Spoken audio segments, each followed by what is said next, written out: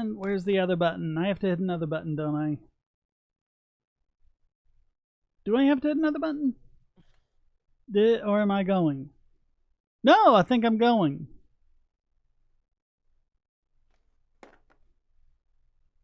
Am I going? I think I'm going. If I'm going, hello everyone. It's buffering. It's buffering. Yep, there we are. Okay, all right. Pierre Collins says hi. Okay. All right, yeah, okay. Okay. I see that. How's everyone doing this month? It's cold. Yeah, it is that. Speaking of which, yeah, I'm trying to figure out why the cold would be taking down all that power in Texas. Yeah, I can't really get any good information on that. I've heard about that, and it's like I'm hearing so many different results and all that. Well, the left is saying global warming. This is why you shouldn't use natural gas, and that's the issue. And I don't know why natural gas would not work. And then the right is saying, well, it's wind, and yeah, wind basically stops working when it freezes, but I don't know if they're using enough wind power for it to make that much of a difference, because what happens when it stops blowing, Yeah, from what I've heard, I've actually heard from some actual people that live down there, and they say, listen, the solution is simple. It's not a matter of global warming. It's not a matter of planning or anything. It's just that, listen, Texas is hot most of the time. It's yeah, and it's cold now, so everyone's turning on their heaters and everything else, and they're just using more power, and it's a strain on the grid. Having a cold storm in Texas every now and then isn't unheard of, but it's rare. Most Texans are just prepared for a wet, cool winter, not a freezing cold one. Yeah. So I don't know. Yeah, Texas does have its own grid, but I mean, why? I don't even understand the sense in having a grid to begin with, because that just means when there's a problem, it cascades everywhere. Yep. How many? There's been a couple of times like the entire Northeast went down, and then there was a time like the West Coast went down, and it's something like if there were, I think it's just nine power transformers go down. If they're spaced out just right, then it can take down the country's entire electrical grid. I mean, what's the point in that? I mean, I know power isn't the same thing as IT, but I mean, in IT, when we set up different networks, we set up, okay, here's a network in one place, and here's a network. And yes, we have ways of going from one to the other, but we have it set up so that if one network is down, it doesn't take down the whole company. It might take down that department, but not the whole company. So I don't understand the sense in having a grid. Hello, JC. And also that it's a monopoly. They say it's run by a non-profit organization. Yeah, but it's a single non-profit. You don't really have a choice. Hello, Grambo. I don't know. I've been trying to get some good stories on it for the podcast, because that would seem like a good thing to cover, and just trying to get good information on it.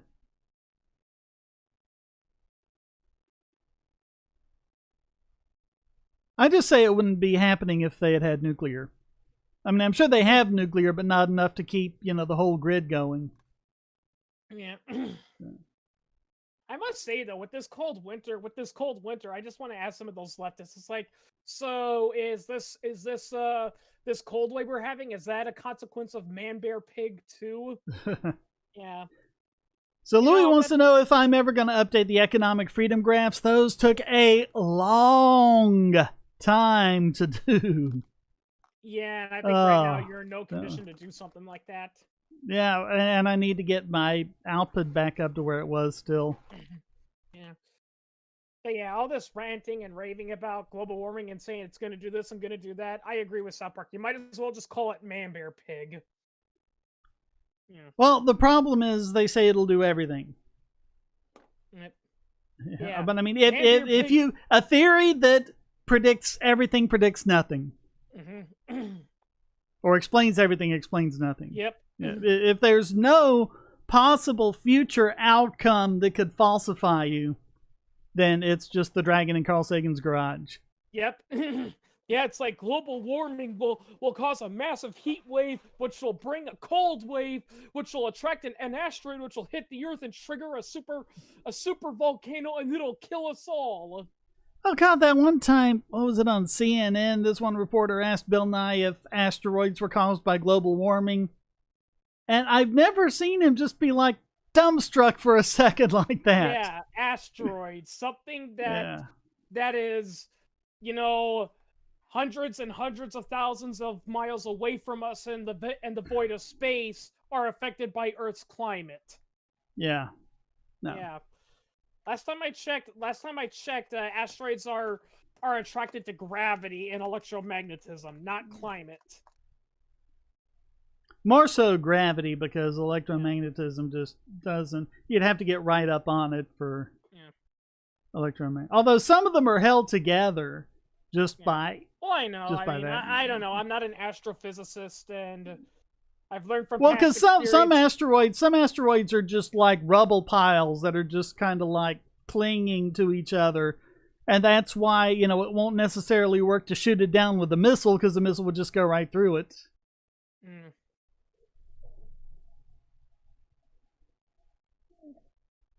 Yeah, but then again, like I said, I'm not an astrophysicist, and I don't want to get into the talking about astrophysics, especially if that one guy, I can't remember who it was, is here, because then you and him will just go on and on and on about quarks and gluons and black holes and. Oh, you mean fourth root? Yeah, then I'm like, I thought we were supposed to talk about current events and live streams, not. We talk about whatever. There's no subject on these, you know that. Not a fan dub of Neil deGrasse Tyson. Yeah. Also, any thoughts on Biden's cognitive dissonance while Chinese corporate plutocracy is expanding? I'm not exactly sure what you're talking about there, Grambo. Yeah. Also, China's corporate plutocracy. It's funny about China, because China is a primary example about how to debunk people who say if we get rid of capitalism, those evil corporations will go away. And I'm like, China is not capitalist, and they have plenty of corporations. Yep. By the way, they're all owned by the state. Yeah. Yeah, if I recall correctly, there were corporations in the Soviet Union too. Oh yeah. Yeah. And in East Germany, and yeah. I mean, the Trabant was made by a corporation. Yeah, I mean that's another thing too. People fail to realize, a lot of the Soviet fighter planes are called, SUs or MiGs. That's set for, pardon my Russian, that's for Mikoyan and Sukhoi, which were government-run communist corporations in the Soviet Union. I mean, now they're privately owned, but back then they were government owned. Yeah, and Pravda was a government-controlled corporation, running the newspaper. Yeah, sorry, Occupy Wall Streeters. Getting rid of capitalism won't make corporations go away. If the United States was to suddenly become a communist state, all those big corporations would do is lobby to become government entities. J.C. Dapperton did that. He's kind of proud of that. In fact, he wants to do a little more work on it, but we were just kind of putting it out there to see if there was anything like that. Daps is still alive? Oh yeah, he's around. Yeah. I can do it in Blender, and I mean, I don't want to get too involved in but I heard he got into some personal trauma, so he's been offline for a bit. Yeah, mostly when he came back, he started doing like quick memes and things like that, and he's starting to wonder if he can start getting into more of the videos that, because people like the meme videos, they're really popular, but he always thought his longer videos were better quality. So yeah. And as for Hoodie Demon, I have no idea what happened to that guy. He just got off of social media. Yeah, I know. I was talking with him back when we were on Skype. I was just talking with him, and he was a cool guy, and then one day he just stopped responding, and then look at my contacts, and he's completely gone. Yep. They decided real life was more important. Yep. Well, to be fair, if he is having personal issues, I will say he's smarter than like 90% of a lot of people. It's like, I know it's hard to do, but listen, if you're having like a bunch of people coming up to you saying, "Oh, you're fat and ugly and you stink and you suck" and all that, I think the best thing to do is just log off Yep. for a week or two. Or just say screw the whole thing. Yeah. Yeah. And there are a lot of people who are saying, yeah, I get more views on, Facebook, Twitter, YouTube, but it's just not worth it. I'm going over to Odyssey. Yeah. Now, because even if you have a smaller audience and you don't make as much money, you just don't have the same stress of it. Oh, yeah. Yeah, exactly.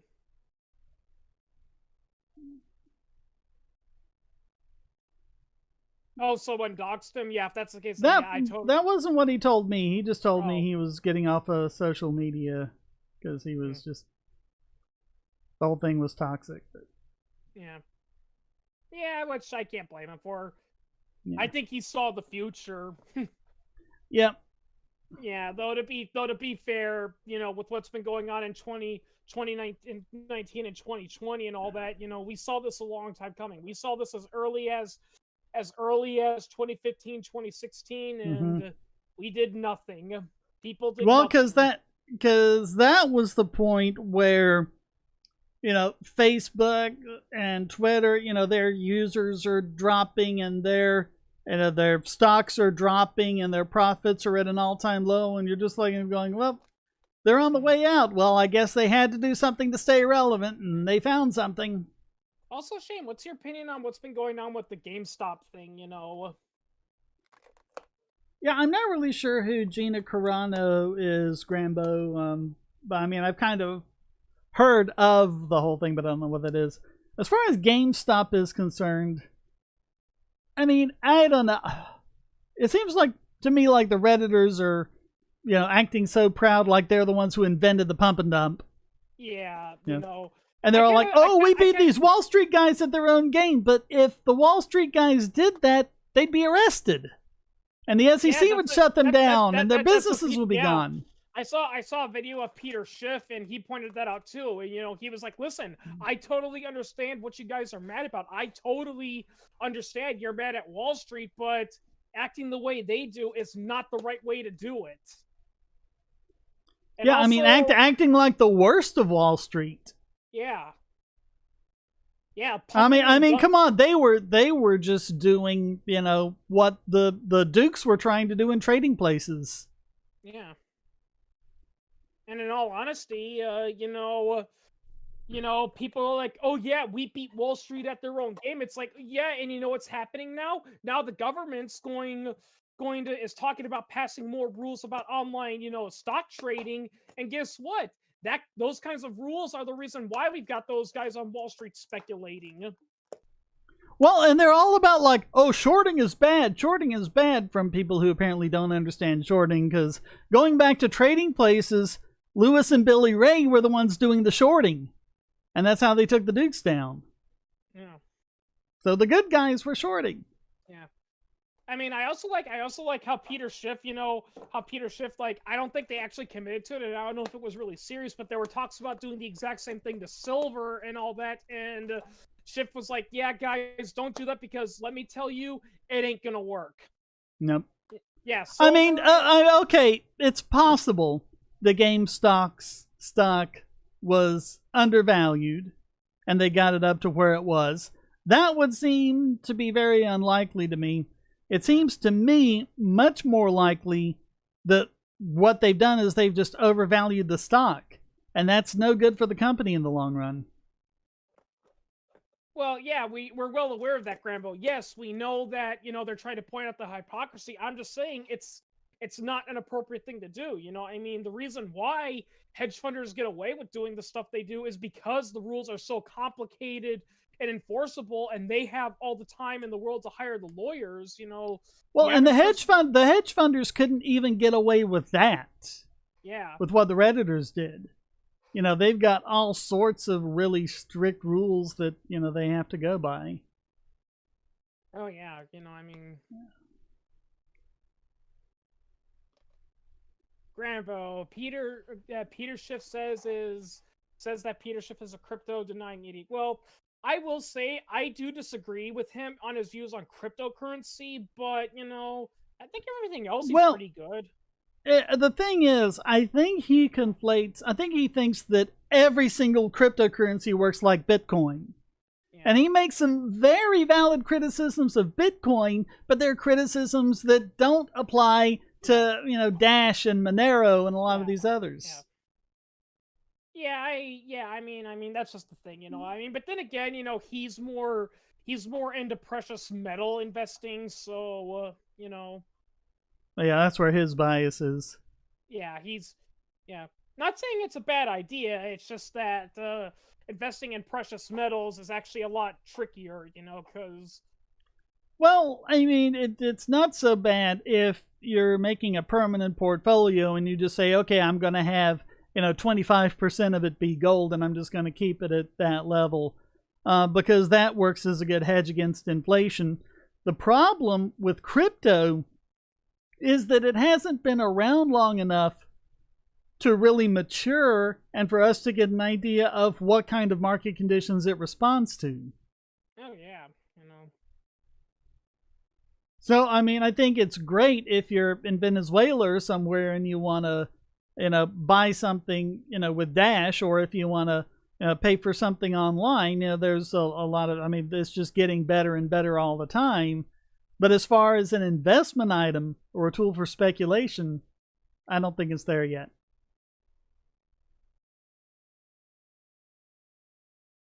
yeah. Well, I wouldn't. But I mean, hedge funds. I really want to talk to the Redditors and say, what exactly do you think a hedge fund is? Tell me what a hedge fund. If you can successfully tell me what a hedge fund actually is, then I'll listen to you. But yeah, same thing with corporations. Like, people rant and rave, and I saw a video about mega corporations, on terrible writing advice, and I just want to sit down with those people and I want to listen. Tell me, give me the precise, exact definition, not your definition or the general definition, the actual definition of what a corporation is. Then I'll listen to you, because because a lot of people don't. But when people complain about corporations, they're not thinking about that mom and pop restaurant down the road. Yeah, people. A corporation is not this magical thing that appears magically when a bunch of people, become rich and they buy a big building in the middle of downtown. They're incorporated by government. But it also reminds me of after Katrina and the gas prices went way up and everyone was blaming it on the speculators. It's like, no, the speculators didn't cause it to go up. The speculators predicted that it was going to go up, and it did go up, and that's them doing their jobs. That's what they're supposed to do. That's what they're for. Yeah. Actually, Shane, I once saw one funny joke about, the sci-fi mega corporation trope and all that, and they said, you want to know why a corporate plutocracy would never exist practically in real life? And the joke is that because if a corporation said, yeah, let's set up our own government and make our own country, any, financial advisor with reasonable attitude would say, yeah, don't do that. We would have all our money gone within a couple years. Yeah. Yeah. No, I think Bradley, plenty's been done about the impeachment trial. I'm not sure what more there is to say. Yeah, it's nothing more than the Democrats throwing a fit. Mm-hmm. Yeah. I'd rather do something about, for example, I don't remember if we were talking about this before we went live or if we were already live, but the Texas blackouts, because try getting good information on what's actually going on there. And I'd love to, dig around and try and find some good information and do a segment on it of the podcast, because that's the kind of thing I like to do, things that really aren't getting proper coverage. Because you have the right who's blaming the wind power, and of course wind power is going to stop working when it gets cold, but I don't know if Texas has enough wind power for that to really make a difference. But then the left is blaming the natural gas, and I don't really understand why natural gas would stop working. Yeah, when it's cold. the funny irony is that I live in Wisconsin, and I tend to notice that actually the colder it gets, the less wind there tends to be. Yeah. Yeah. Yeah, well, I Which from think it's probably just the fact that it's colder than Texans are used to, and so their heaters are running more, and they're using, more well, power for well yeah, various things. That's I'm probably it. It's just probably using more yeah, power, and that's the what grid's I've never actually had to. heard. Yeah, I've actually seen a couple of YouTube videos from people that actually live in Texas, and they're saying, "Look, that's just all it is." It's like, look, Texans are not used to cold weather. We're not used to the Midwestern weather. We haven't had a cold wave in the state of Texas in like several decades, so we're not used to it. Yeah. So therefore, a lot of our public utilities and behaviors aren't adjusted to extremely cold temperatures.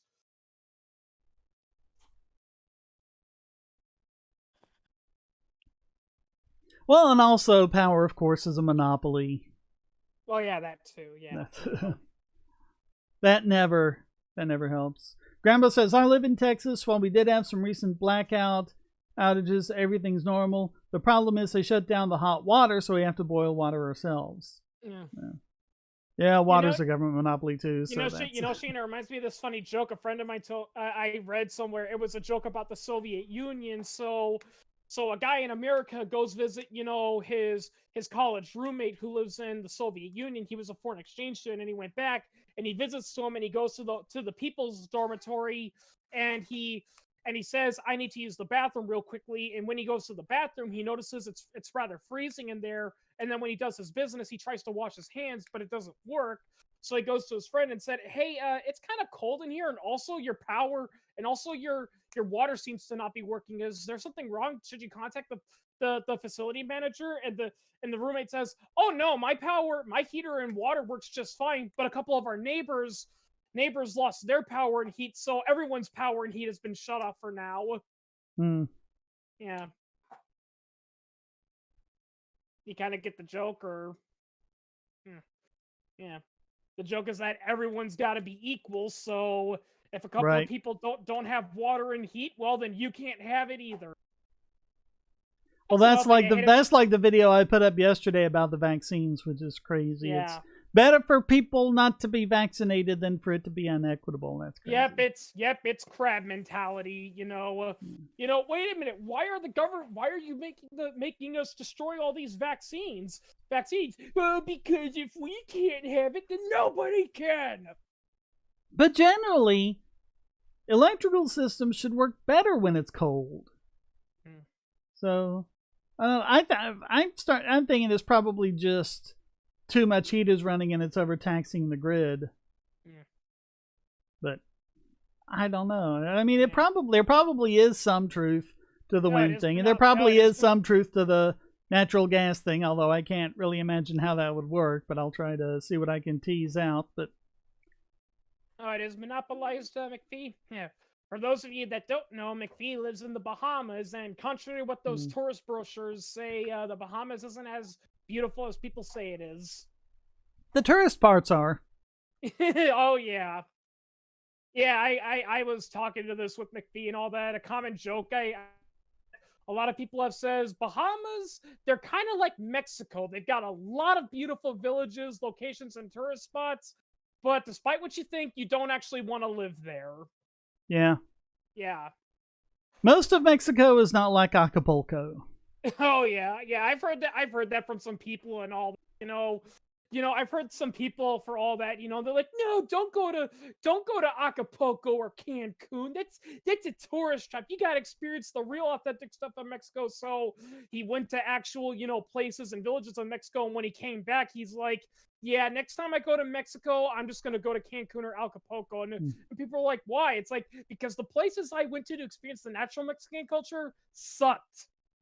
Yeah. Grambo, it's generally done by state. It's not done, like the whole country is one big power monopoly. It's generally by state. But yeah, pretty much almost anywhere you live, it's a monopoly. Yeah.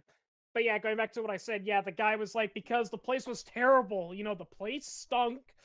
The hotel I stayed at didn't have proper running water, and And I always felt like and when I went outside, with my wife and all that, I always felt like I had to be looking over my shoulder because some of the natives were giving me looks like they were going to rob me. Hmm. Yeah, it's like, nothing against the Mexican people, but, Mexico doesn't have the best economy compared to the United States, so a lot of the people are poor, and thus they're a little bit more desperate, so they're more likely to steal or scam you. So, yeah, he does say that if you're ever going to Mexico, just go to Acapulco or Cancun, because you're going to have a hell of a lot better time there.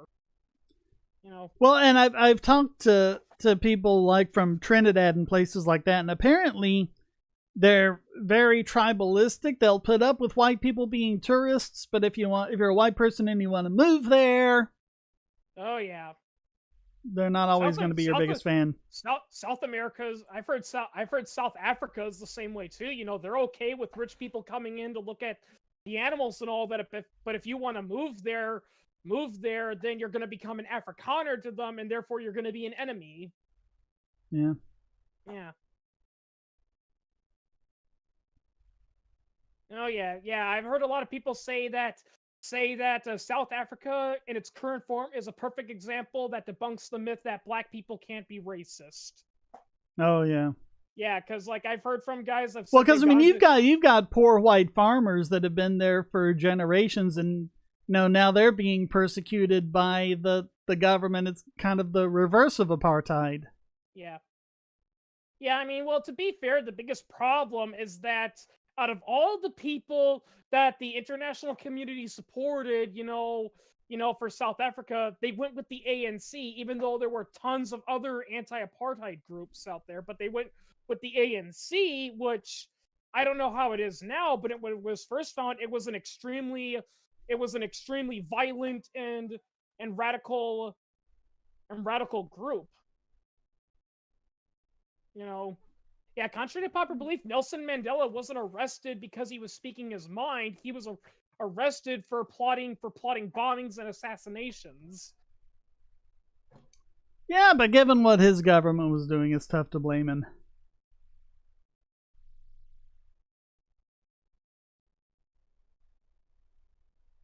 How much worse do you think the racially selective identitarianism will somehow get? I have no idea.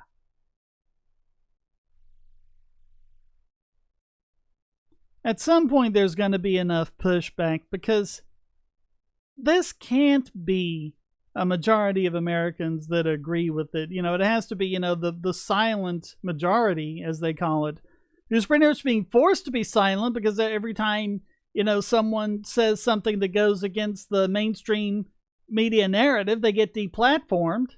But,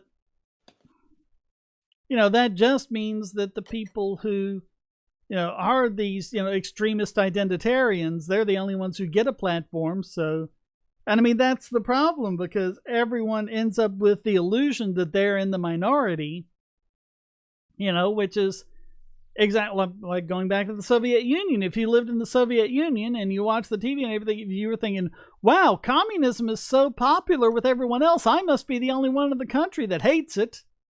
And of course, that wasn't the case, but... Oh, yeah. Sorry, I had to get dinner. Sorry. Yeah. Speaking of which, Rush Limbaugh died yesterday. Yeah. Yeah. That was a while coming. I mean, we saw that one. Well, yeah, I mean, he announced like a year before that he had, stage 4 lung cancer, and I think his doctors told him even with treatment, he wasn't probably going to survive a year or so. So. Yeah. And what's really disgusting about his death is, like, listen, I don't agree with the guy. I understand why people don't like him, but they're celebrating the fact that he died. Yeah, don't celebrate people dying. Yeah, they're like, yeah, Rush Limbaugh's dead. I hope he burns in hell. It's like, no, people, don't do that. It's funny they didn't do that when McCain died. When McCain died, it was like, well, I didn't agree with him, but he was a great man. No, he wasn't. He was a freaking warmonger. Oh, but when it's, when it's a member of their cult, a high priest in their cult, you have to say good things about him. But oh, yeah.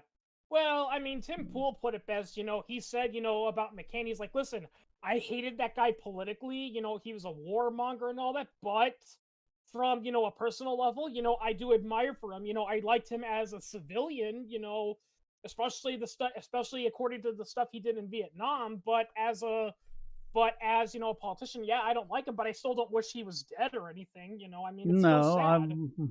I wasn't celebrating his death or anything like that.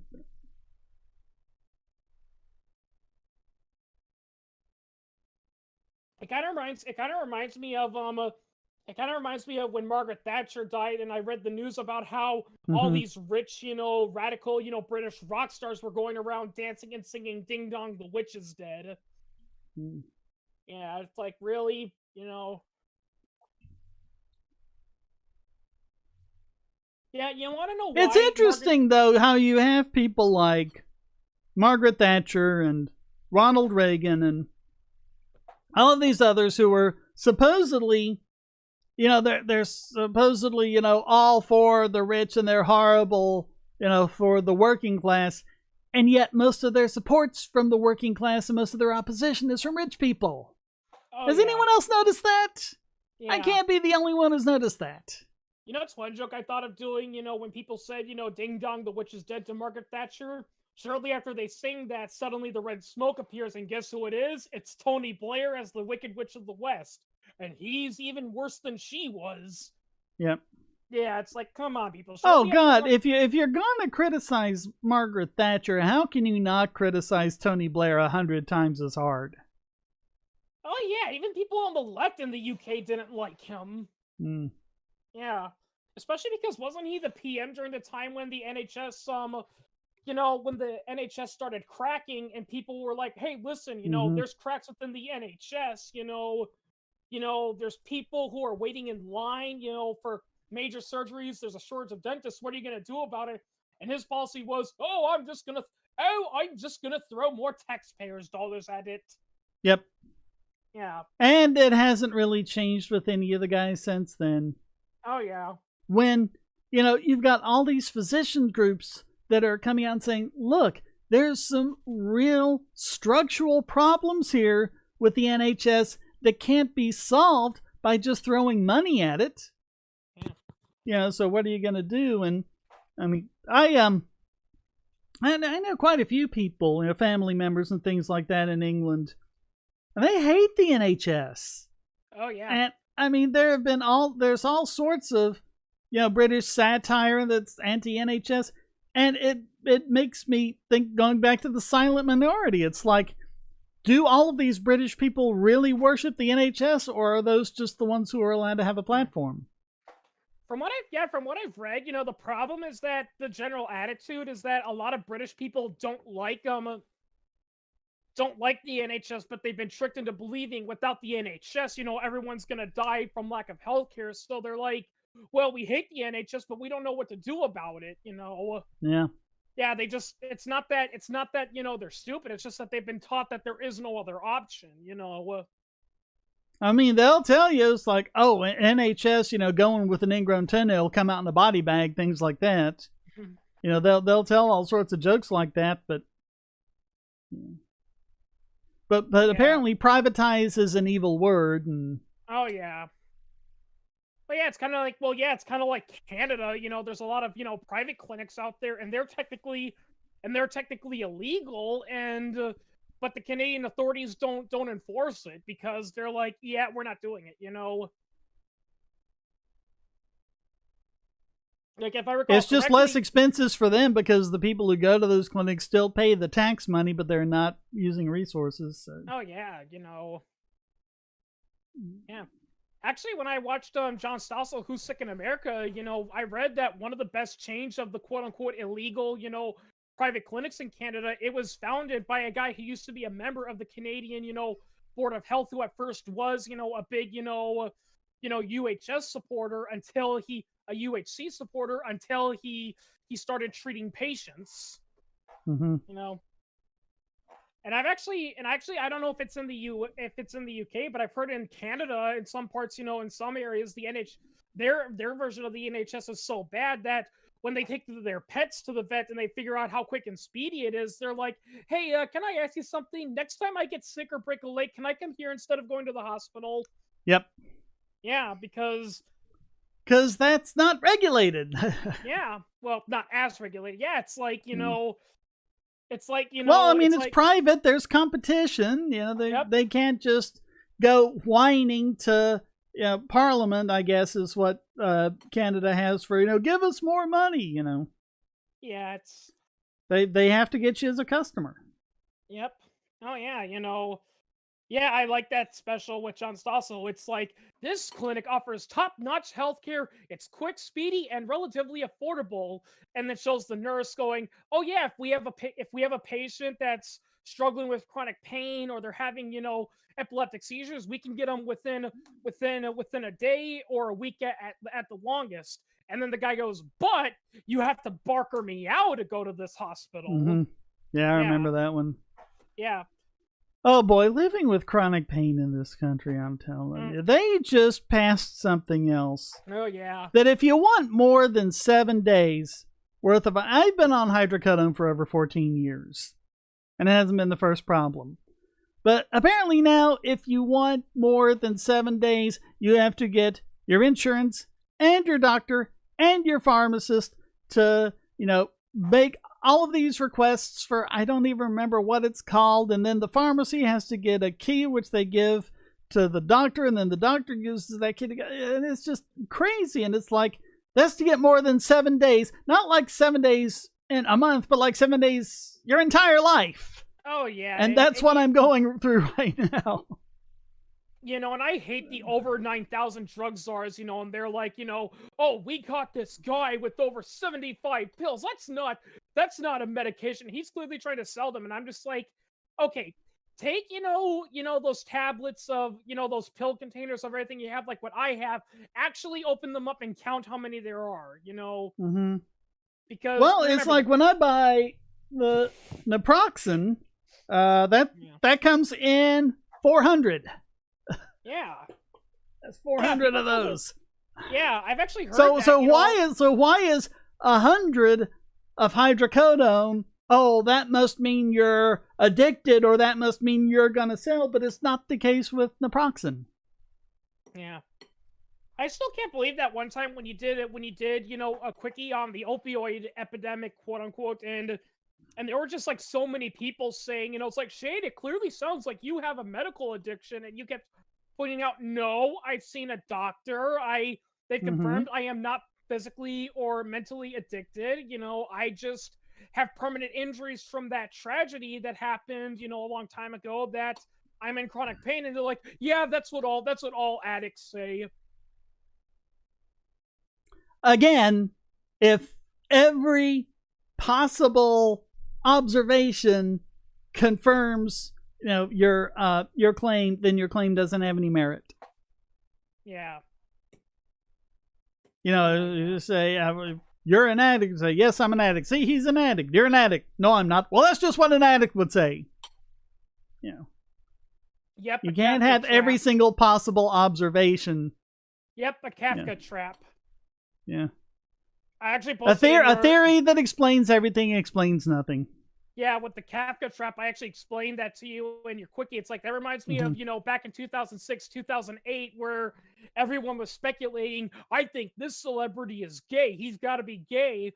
And it's like, if you addressed it and said, "No, I'm not gay. I'm married, and I have a wife and several kids," everyone's like, "Oh yeah, she's totally a beard. He's really gay and he doesn't want to admit it."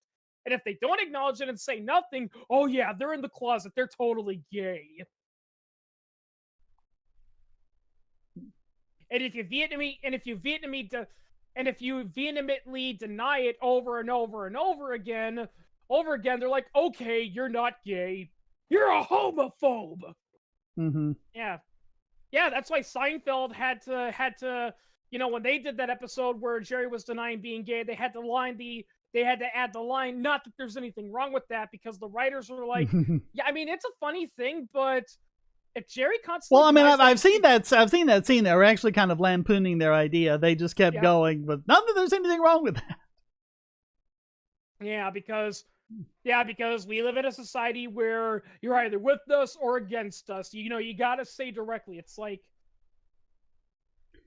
Rainbow asteroids, but can you buy more than a 7-day supply of alcohol? Yes, it isn't that amazing how a highly addictive, very much so mentally altering, mind-altering drug like alcohol, far, far worse than any of the others, is perfectly fine and even socially acceptable.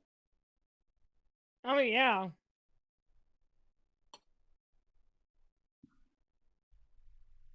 It's also pretty funny about alcohol because alcohol is the only drug where people will actually legitimately, peer pressure you and criticize you if you don't take it, Mm-hmm. It's like, hey man, you want to do a line of cocaine? And you're like, no thanks. They're like, okay, that's fine. It's not for everyone. But if you tell them, oh no, I don't drink, I don't like drinking, they're like, what, dude? You gotta drink. It opens it up. It opens you up, man. You gotta drink. Yeah. Yeah, it's like what? But then again, I think the human species as a whole is a functioning alcoholic and doesn't want to admit it. So, yeah. I mean, that's why they have to do those BS tests that say, oh no, humans actually evolved, from drinking booze and all that. It's like, no, they didn't. No. No, they didn't. Well, a lot of civilizations did that because it was just so easy for the water to be tainted. But when you brewed it into alcohol, it would kill whatever's in the water. Yeah, I mean, but that's not an issue anymore. Yeah. Yeah, here's a fun fact, people. You hear about, you hear about grog, you hear about grog in like the Navy and pirates and all that. You want to know what grog is? It's just water with a little bit of gin in it so it doesn't sour. That's all it was. Yeah. Yeah, it was just heavily watered down gin or ale. In fact, there was barely any booze in it. It was just there, to keep the water from spoiling. Because they didn't know about germ theory at the time. All they had to do was boil it, but they didn't know that. Mm-hmm. Well, in a sense, because that's also why, like in China, you did have some things like rice wine, but in China it was primarily tea, and in other parts of the world it was coffee, because if you boil the water to make something to drink, then of course you're going to kill the germs that are in it. Mm-hmm. So, tea isn't going to be tainted the way your water is. Yeah.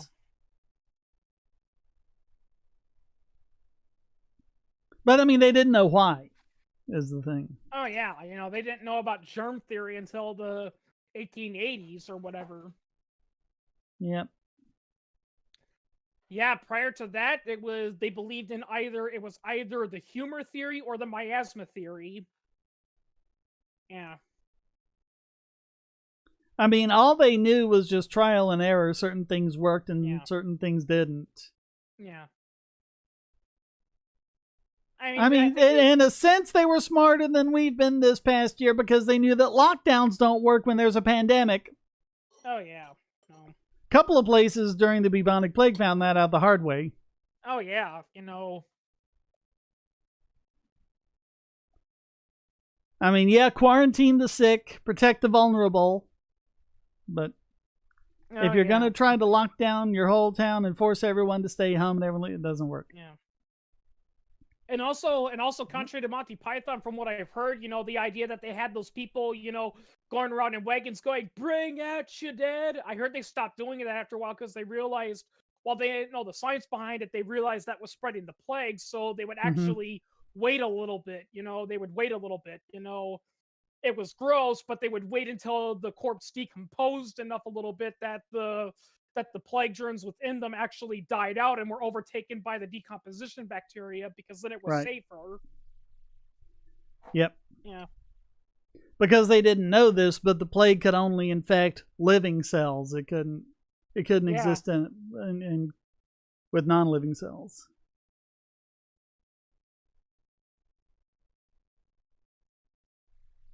Actually, Shane, I also saw an interesting documentary, and it was about the Plague Doctor uniform, and apparently the Plague Doctor uniform actually was fairly effective for its time. Yeah. Yeah, it actually... Well, I mean, you're covering your face and most of your skin, Yeah, it's only real because most of it is either from breathing it in or touching something infected and then touching your face. Yeah. Yeah. Yeah, well, the reason why it didn't work though in the end though wasn't because the design itself was bad. It's because it was still a robe and there was, an exposure in the robe. So naturally, if they came across an animal with fleas, the fleas would just crawl out the legs and bite them, and that's where the original vector for the plague is. Yeah. Yeah. What about New Zealand? I'm hearing their lockdown was successful. You can always cherry pick one place or another where they're like that. What happened as a whole? Yeah. Look at all these different states and all these different countries. Look at when they instigated the lockdown and when they took out the lockdown, ended the lockdown, or the same thing with mask mandates. Look at that, and then look, or better still, start with the chart of the number of infections or whatever, and watch it go up and down. See if you can predict where those lines would be. So, I mean, what you would expect was that, there would be a lockdown, and then it would drop, and then they'd end the lockdown, and it would go back up, and same thing with the mask mandates. Instead, when you look at when you're not cherry picking and you're just looking at a bunch of different countries or states or whatever, it's just pretty much strewn around at random. Yes, it just doesn't seem to make any difference one way or the other. Yes, Armitage, I am sorry, but the zombies and the stereotypical way we think of are a medical impossibility. Yeah. Yeah. Yeah, I think that's true because it's a bacteria called Yersinia pestis, but I think it has to be inside a living biological system. It can't survive that long for. Yeah, well, if I recall correctly, almost all pathogens are like that. They can't survive in a dead. Well, no, a lot of them like cholera could survive for the really bad strains of cholera could survive for a really long time in like poo water. When you had unsanitary conditions. And I think polio was the same way. I also know the hepatitis virus can also live outside the human body for quite a while. That's why a lot of morticians are very careful when they're handling dead bodies of hepatitis suspected victims, because I actually saw one that was like that. One time we had a mortician come to our school for whatever reason, and he said, I'm not afraid of AIDS, because AIDS, you take it outside of the body and leave it on the ground, within an hour, it's completely dead. Hepatitis, on the other hand, that'll last for at least about 2 weeks. Yeah, and tetanus lasts a long time outside the body. All sorts of things. There are all sorts of pathogens that can last a long time outside the body. Yeah. But some of them can't. It just all depends. Oh, yeah. Yeah, then again, I kind of hate how viruses and bacteria are treated in like those medical thrillers and zombie apocalypse. Yeah.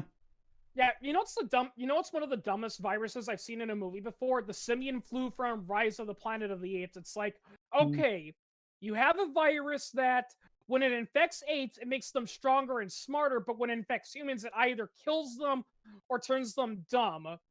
How does that work? Well, when you consider that chimpanzees are much more closer biochemically to us than they are to gorillas and orangutans, that doesn't make a lot of sense. Yeah, exactly. Yeah, but that's just... it's just... Yeah. It's also funny how in a lot of those medical thrillers, it's always a virus that's like the big killer, and it's like, I've heard from a lot of people saying, from microbiologists saying that it's funny because, while yes, viruses are nasty, the worst diseases in the world are caused by bacterium, Yeah, like and parasites, yeah.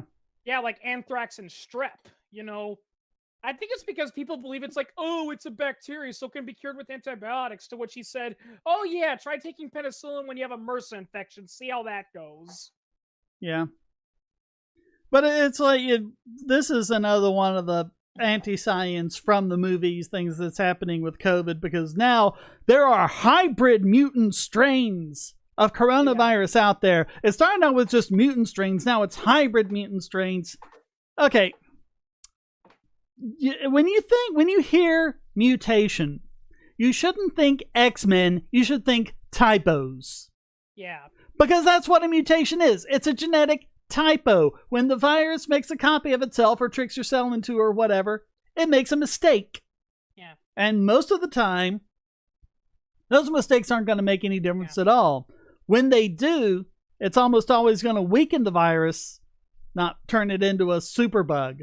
Oh yeah, I mean that's the thing with Plague Inc. You know, it's like Plague Inc. The objective is you got to create a disease that'll wipe out all of humanity. To which a lot of people have pointed out that in real life, you know, that would actually be a failure, evolutionary speaking, because people fail to realize, you know, humans are, you know, they are, you know, they're what would they feed on? We are their source of how they reproduce and all that, you know. Mm-hmm.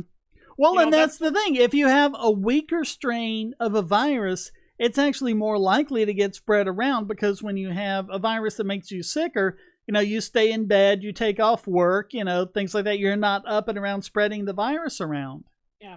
Or you die, you know. Or you die, yeah. And when you die, you stop spreading it around too, yeah. Yeah, that's why, you know, Captain Trips from The Stand makes no sense, because it's like, listen, a virus that is immune to antibodies, immune to everything, it can't be affected by anything. That virus wouldn't last 2 days in the wild. It would snuff itself out before it had a chance. JC says, what about a fungus like in The Last of Us? I didn't see that, but yeah, there are some fungal infections that are really nasty. Yeah, the cordyceps. I've actually read something about that, and they've said that it's mostly hogwash because, see, the thing with cordyceps is that, you know, it's easy to take over like an insect or an arachnid because, you know, they're much more primitive-wise, but the more complicated a species becomes, you know, the more difficult it is, and a fungus would be more susceptible to the human immune system than a bacteria or a virus would. Another thing too that the last go ahead, finish what you were. And another thing too that that The Last of Us seems to forget about is that fungus can be easily destroyed by chemicals. So yeah, it's like. Yeah, so Pierre, when we're talking about viruses, hybrids, they're talking about genetic recombination. Because when your body, when the virus tricks your body's cells into making a copy of it, since it's tricking it to do it, it's not really all that reliable.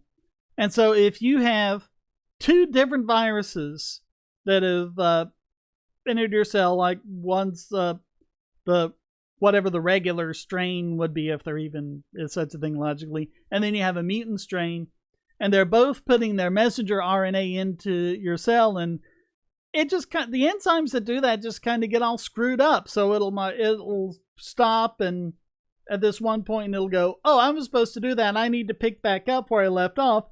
And when it picks back up, it's actually reading this other strain. I don't think I'm explaining this very well.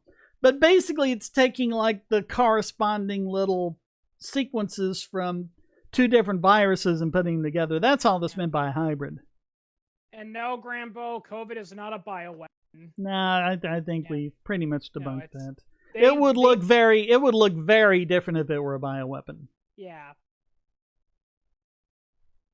I mean, and here's the thing too. It's like, I don't get why bioweapons are still a thing, because it was kind of proven by the 1960s that bioweapons don't work, because one of two things happens if you try to use a bioweapon. Either one, they infect your own troops, which defeats the purpose, or two, they cause some short-term damage, but then they evolve into less harmful strains and people become immune, and then it's like, oh great, you know.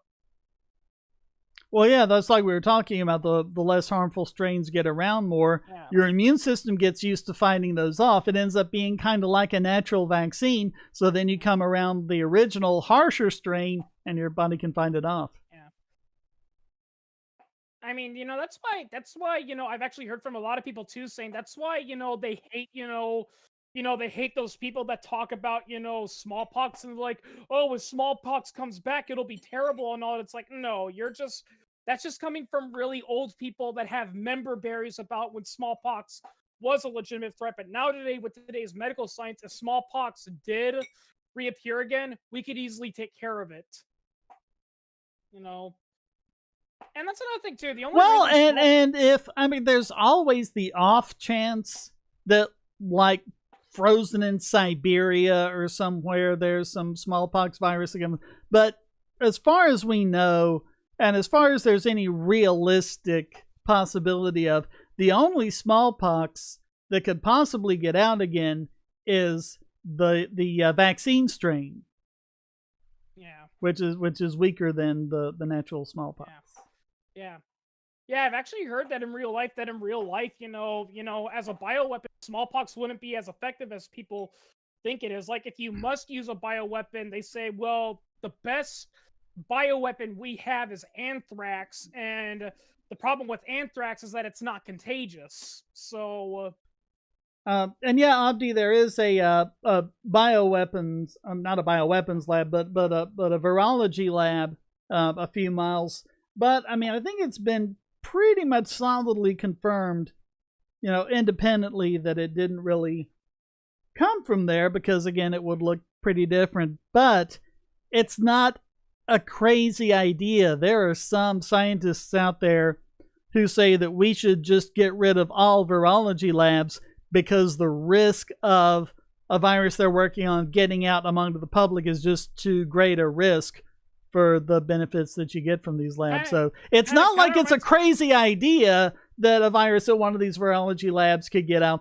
It just didn't. It doesn't look very likely at all that it happened that way with COVID. Oh yeah, exactly. Like, kind of reminds me of that lady from the movie I Am Legend. It's like I'm gonna develop a virus that can fight cancer. Oh, cool. What kind of virus is it? Measles. It's like, how come nobody told that lady, okay, you know what? Get the F out of here. We're cutting your funding. In fact, you know what? We're stripping you of your virology license, because yes, they have done experiments with viruses to fight cancer, but they use the harmless everyday viruses you encounter all the time. They would never use something as dangerous and mutagenic as the measles virus. Well, actually, one thing they use a lot of, believe it or not, is HIV, because they take out all the nasty stuff, of course, but HIV is very good at delivering genes to cells. So if someone's got a genetic defect or something and you want to give them a good copy of a gene, you just make a genetically modified HIV and give it to them, and you can give them the proper copy. But it's not going to give them AIDS, because they've taken out all the nasty stuff. Oh. Well, and yeah, that's the thing about the HIV virus. The HIV virus, even when it turns into AIDS, isn't that dangerous. We hear stories about people that are told, well, not now. They were told it's like, oh, you've got AIDS, you've only got like a month to live. From what I've heard, AIDS on its own is not a dangerous virus. It's the opportunistic infections that get you. Well, true, but yeah, it's not the AIDS itself. It just destroys your immune system so that you die from a cold. But that's not much consolation. Cancer, it was a death sentence, like, within a year or something like that. But then they came up with antiretrovirals, and now it's manageable over a regular human lifespan, which is why I don't get why there are still people who deny that AIDS is caused by HIV. If AIDS isn't caused by HIV, then why do antiretrovirals work so well? Yeah, well, that's what if you want to be an AIDS denier, then that's what you have to explain to me. Well, and prior to when we started this, we were talking about the history of the germ theory of warfare, and we talked about how the reason why germ theory of disease, was resistant for so long was because so many uppity, politically connected doctors were like, what? No, I'm a gentleman. Gentlemen don't have germs. A similar thing happened with the AIDS. There's evidence that AIDS has been around since, at the very least, World War II, but the reason why nobody talked about it was because they're like, oh, that's that thing that only gays and drug addicts get. Yeah, it would never hurt everyone else, and good riddance to those people anyway. And it wasn't until the 1970s and later 80s when regular straight people were getting sick with it that they realized, okay, yeah, there's a virus we got to deal with. Well, that's also when it hit America, so. Yeah, well, yeah. But I mean, there's just all sorts of crazy. I mean, the reason why HIV is a mutation of SIV, simian immunodeficiency virus, and it transferred over to humans because of the practice of bushmeat. And so, if you're handling raw bushmeat and you've got a cut, then you get it. And then there was that's what I read about. They called it the bleeding hunter theory. The idea that AIDS was probably that HIV was created from SIV because sometime probably shortly after World War I, because we do have some evidence of an AIDS-like disease. Going back to the 1920s, some hunter probably was cutting up bushmeat and some of the blood got in a cut and it developed a way to infect a human. And of course, he probably had a wife and all that, and he passed it on to them, and it just spread from there. But I mean, what was happening when they discovered it came from SIV? People said, "Oh, well, that must be because of all the gays who were out having sex with monkeys." It's like, no, please stop being morons. What? Yeah. Oh, of course, Executioner comes right in as soon as we say having sex with monkeys, and then Executioner comes in. Yeah. That was, I grew up, and that's all my relatives, that's all the AIDS origins they would talk about, and I'm like, wait, how does this make sense? Why would people be having sex with monkeys? Like, I get people are some really freaky people, but out of how many times people do that, how is that going to lead to a jump in species? That makes no sense. I will say though, one funny thing that did come out of that conspiracy theory is I saw this one funny video about a gay guy having a sexual relation with a male monkey, and after bed they're all that, and they're like, I'm sorry we did. Oh, by the way, I just got to ask you, just out of precaution, because we didn't use protection, you don't have anything like hepatitis or anything? And the guy's like, "Oh no, I don't have anything. I mean, I do have this disease that compromises my immune system, but I'm sure that can't be transmitted to you." Yeah. The joke is that the monkey got it from the human, not the other way around. That was just a joke. But yeah. But I kind of wonder though if that thing of in a lot of the zombie media is true, because or could be true if something like that were to happen, because what happens, the way you have a protected population that turns into a zombie just because one person got bit and didn't want to admit it. Yeah. And so then they come in, and then everyone gets turned. I saw a zombie comedy like that one time where a guy gets bitten, and for whatever reason he just does not want to admit it to his nearby people, even when he's rotting and he's barely hanging on to his sanity, and he's actually caught eating, human flesh. He's like, no, I'm not a zombie. I'm not a zombie. I wasn't bitten. I think I saw that. Clear. Yeah. What was that? Was that romantic comedy? I don't know. There was like a I Love Zombie movie, or whatever the hell it was. Well, there was Shaun of the Dead with Simon Pegg. Yeah. But I don't know if that's what you're talking about or not. I've not seen that. I don't think it was Shaun of the Dead. Though Shaun of the Dead was funny, like they're thinking they're going to die, so they're talking about how they're going to commit murder-suicide, and their friend who's been mauled by zombies and is bleeding and in a lot of pain, and he's on the verge of transforming, is like, "Can you put me out first?" And they keep ignoring him. Yeah. Yeah. Wait, I may have that movie. I may have that movie on Blu-ray. Is it the one with Bill Murray? I don't. Shaun of the Dead is with Simon Pegg and Nick Frost. Yeah, it's part of their. I forgot what it's called. I forgot the brand, but it's part of their ice cream trilogy. I forgot because they have a brand of ice cream in all of them. Yeah, they have the zombie apocalypse, and they have a police comedy movie, and then they have that other one which is a parody of like post-apocalyptic movies like Mad Max. Yeah. Well, nothing says zombie apocalypse like strawberry syrup. Call Alfred Hitchcock, because he used Hershey's syrup. Yep. Yeah. For the scene in Psycho, yeah. Yeah. I kind of like, although Shane, I kind of like how in Shaun of the Dead. how in Shaun of the Dead, some of the zombies maintain some of their sapience and they still act like that. Like, for instance, that guy's stepdad, when he transformed into a zombie, his first action isn't to start eating the living, it's to turn down the car radio because earlier he was complaining about the music being too loud. Yeah. Yeah, then they had that's not an unusual thing in like zombie Dawn of the media Dead. either. The idea that a lot of zombies will continue doing a lot of things that they did in real life, just mindlessly and not deliberately, but just because it's muscle memory or whatever. Yeah. Yeah, there's also that one funny scene where they find their roommate Pete, who's transformed, and they want to get a clear shot at him, and to get him, they say, "Hey Pete, we crashed your car," and his zombie looks up and he gives a look like, "You did what?" Like, he didn't say that, but he had that look in his face, like, what? And they kill him. Yeah, well, yeah, they kill him.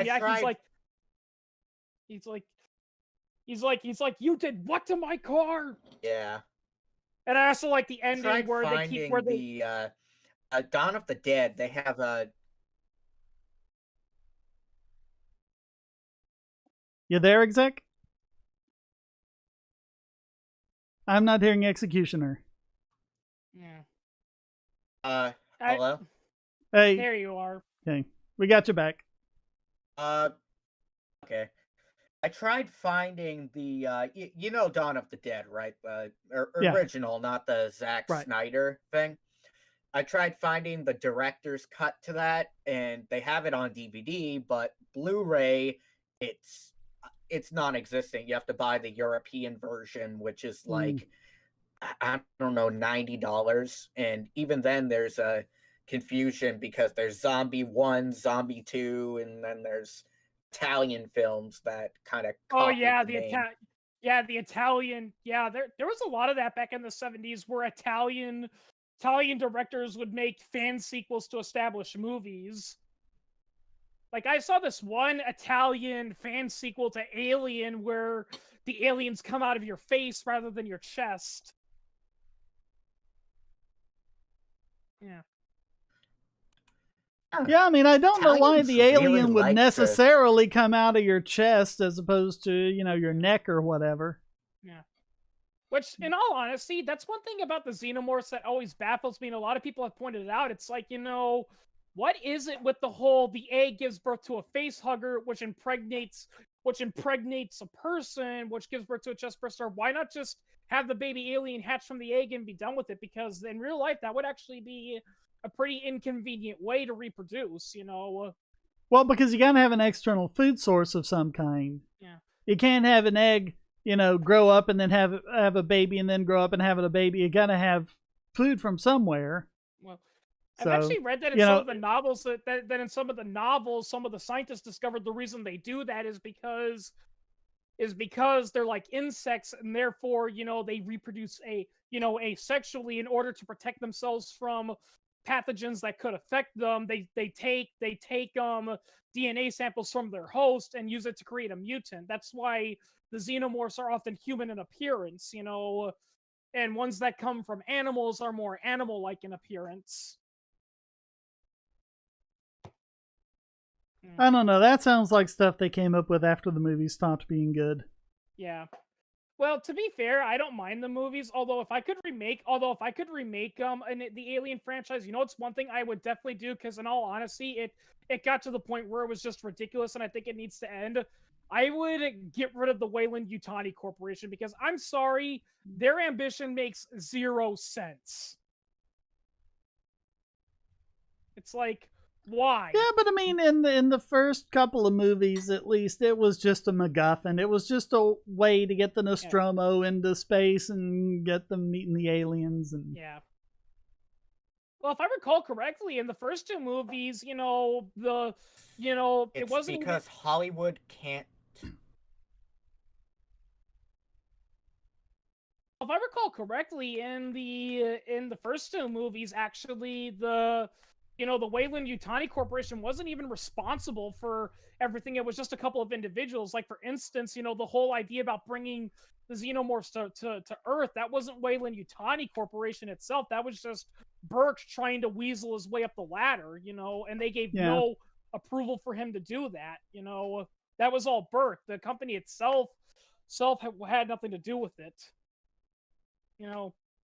But then the Yeah, but at expanded least he still wasn't as stupid as all of the people in Prometheus. Yeah. Who were supposed to be like the best of the best, and it's Yeah, then yeah, just burn all the copies of it. Ridley Scott is an excellent filmmaker when he has good material to work with. Yeah. It's not like he became a bad filmmaker because he went on to do The Martian, which was incredible. Yeah, It's just, he can take shit and turn it into beautifully directed, artistically rendered shit. But it's still shit.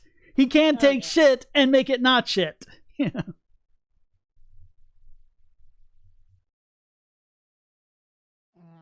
Yeah, first of all, it was just the company. Yeah, I don't remember when it was given its name. Oh, yeah. Yeah, if I recall yeah, I mean, correctly, in the first one, they didn't really. It was just the people who built the spaceship, really. Yeah.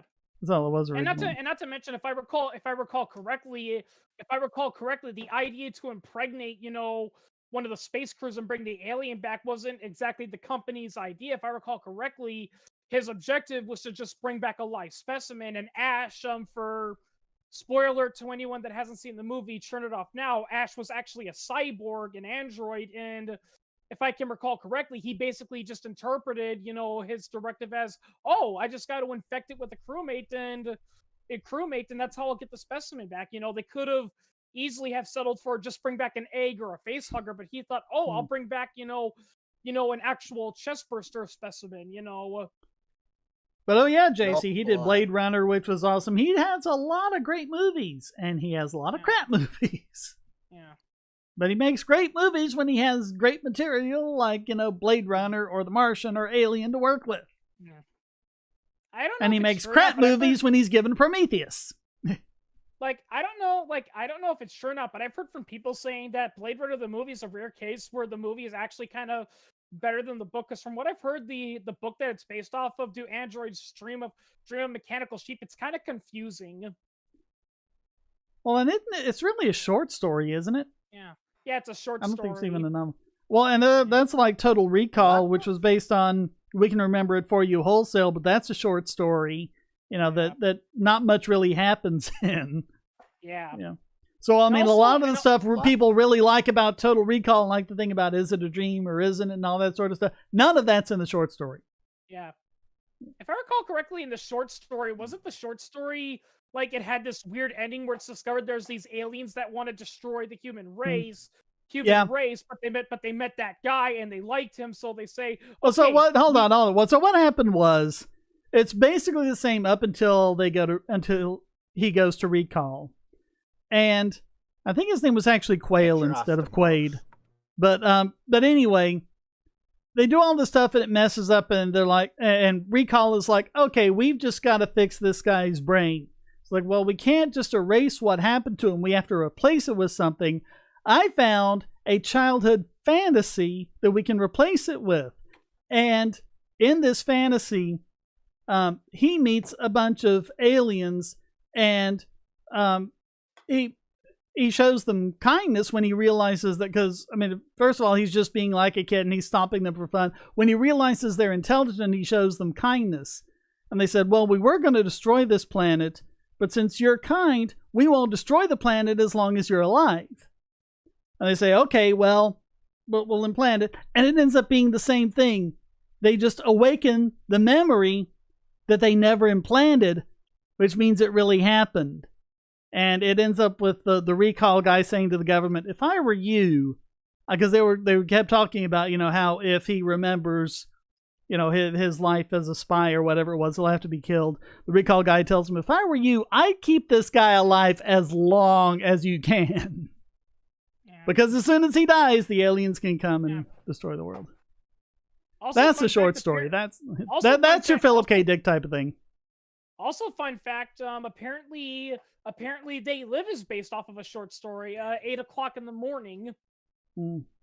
And I've actually read it. It's only 6 pages long, and it's kind of vague. It's kind of vague in that book, because what happens is that what makes the guy quote unquote see the beings, although it's never confirmed if they're actually real or if it's all going in his head, is that he has a heart attack, and when he awakens, he can see people for what they are. But then, he goes on a weird rampage, and then he dies, and he's like, he didn't live, to see the revolution, because at 8 o'clock in the morning he had another heart attack and died, and it's just weird.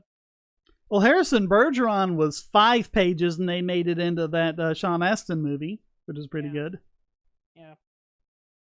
The only thing I don't like about They Live is that the only thing I don't like about They Live the movie is that John Carpenter said it's an anti-capitalist movie, or at least anti-Reaganomics and all that. It's like, why? Heather and I have been going through the Alfred Hitchcock Presents and the Alfred Hitchcock Hour, and I mean they did some amazing versions of short stories. They did Harlan Ellison's Notes from Purgatory, when he tried to insert himself into that gang to write his novel. And they did that with James Caan and Walter Koenig. And they did an amazingly good version of Ray Bradbury's The Jar. I mean, just really, really good episodes. It's so ironic that there's so many left-wing liberal teachers that love Ray Bradbury. But it's like, if you actually read about the guy, he was on our side. He was a libertarian, if I recall correctly. Yeah.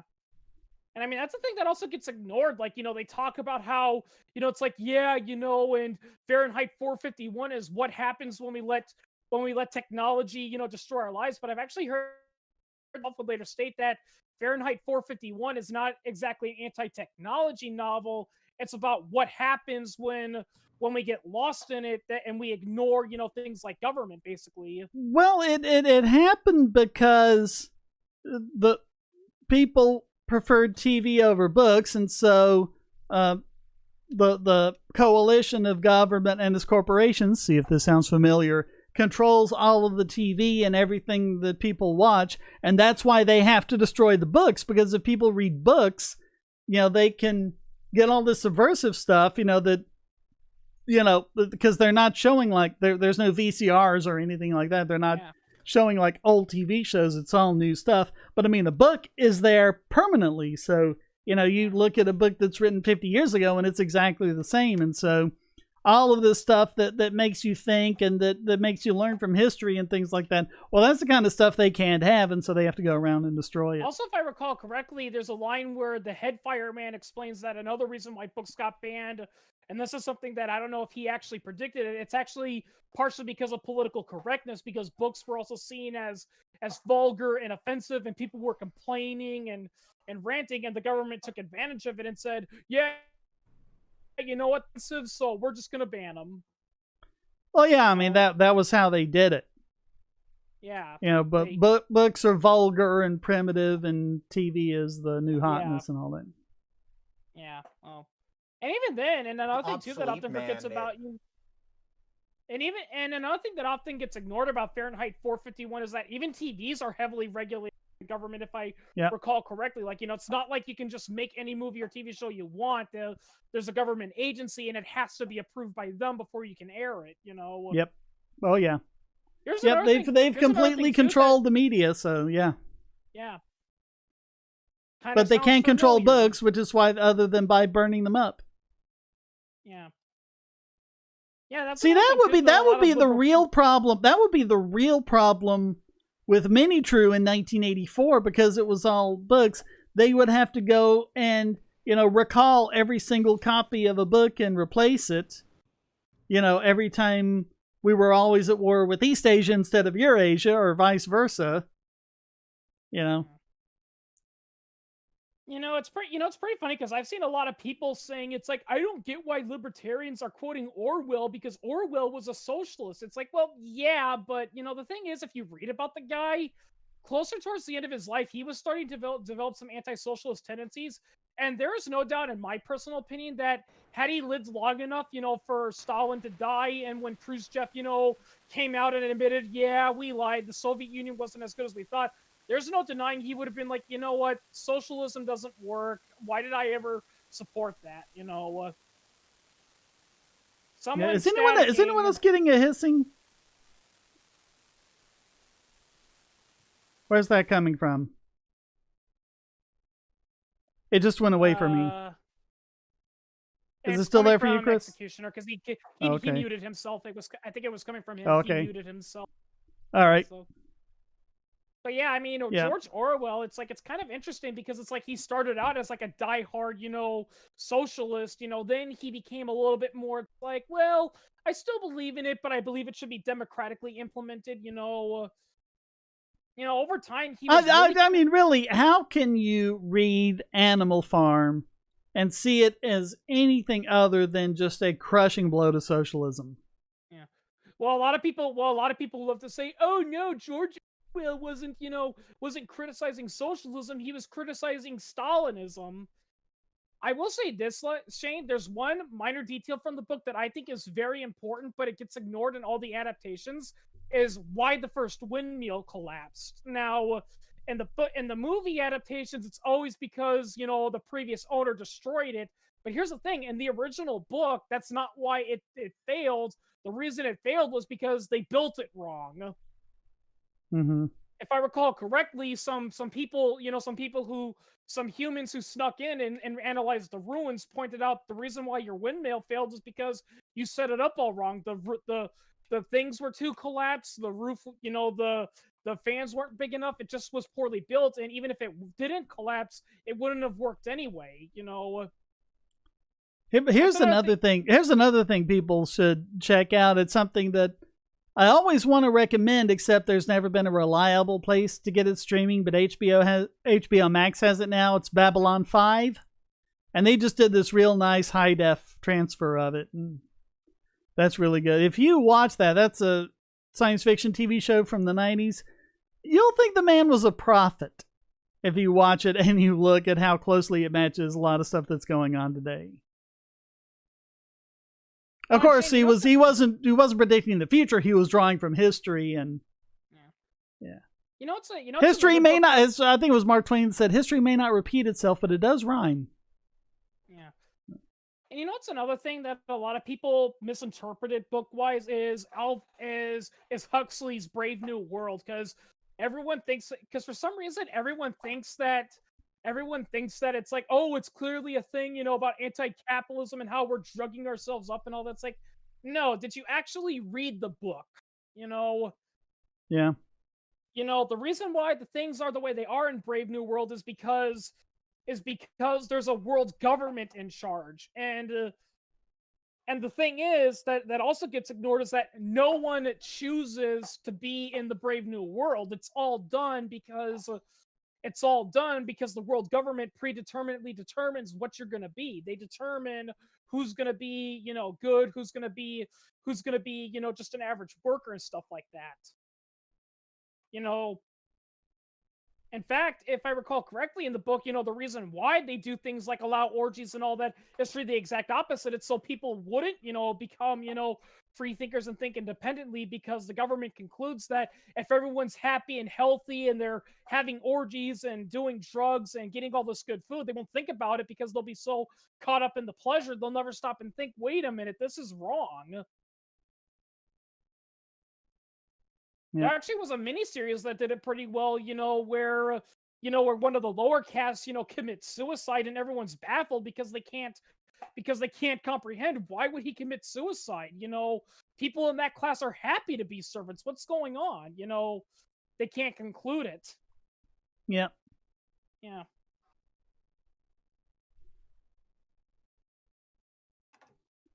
Yeah. Then again, I've noticed there's a lot of authors that a lot of people on the left love to claim as one of their own, but not really. Like, another good example of that is William Burroughs. A lot of people like to think William Burroughs was a socialist, but not really. Well, and that's one of the things I like about Babylon 5, because JMS, the creator, J. Michael Straczynski, he is on the left, but he also he also did a good job of including things from other points of view. And I mean, one of the actors on it was Jerry Doyle, who, before he died, he had that radio show, and he's very much a conservative. And so he put a lot of that into his character Garibaldi. And there was like one time where he overheard Jerry Doyle at lunch saying, you know, some people think we should get the electric chair back. I think we should have electric bleachers. And even though Joe's against the death penalty, he put that in the mouth of Garibaldi. He wrote that into the script, you know, just to have those different ideas there. Yeah. Just so the heroes wouldn't all be, you know, clones of himself who everything. I mean, there's this one really great episode called Passing Through Gethsemane, which is about the importance of forgiveness. And someone online asked him, just said, do you agree with that? He said, no, I don't agree with that at all. It's the entire moral of the episode, and he doesn't agree with it. So, yeah. That's what you're supposed to do as a writer, you know? If I recall correctly, wasn't Josh Whedon kind of like that too when he was making some of his films? You know. Well, yeah. Because Firefly is really libertarian, and Whedon said, yeah, he wasn't like that at all. Yeah. He's not at all like Mal. Yeah. It's kind of sad about Firefly because I've heard it's a great show, but the problem is that for some reason the studio aired the episodes out of order, so it appeared confusing. Yeah.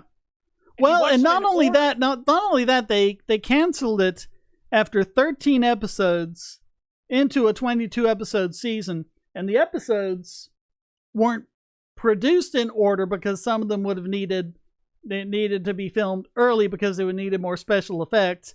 And so even if you look at them in chronological order, there's some things that would take place in between that, you know.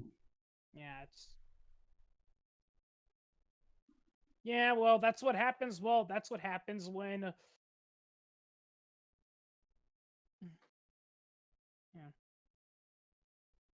Yeah, African or European small. Yeah, you know, that's the thing I hate about the anti-consumerist people, because it's like, listen, we're all consumers, you know?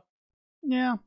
Yeah, the anti-consumerist people, they remind me of the goth kids from South Park. They're like, we hate conformists. Okay, how do you be an anti-conformist? Simple. All you got to do is dress like we do, talk like we do, and behave like we do.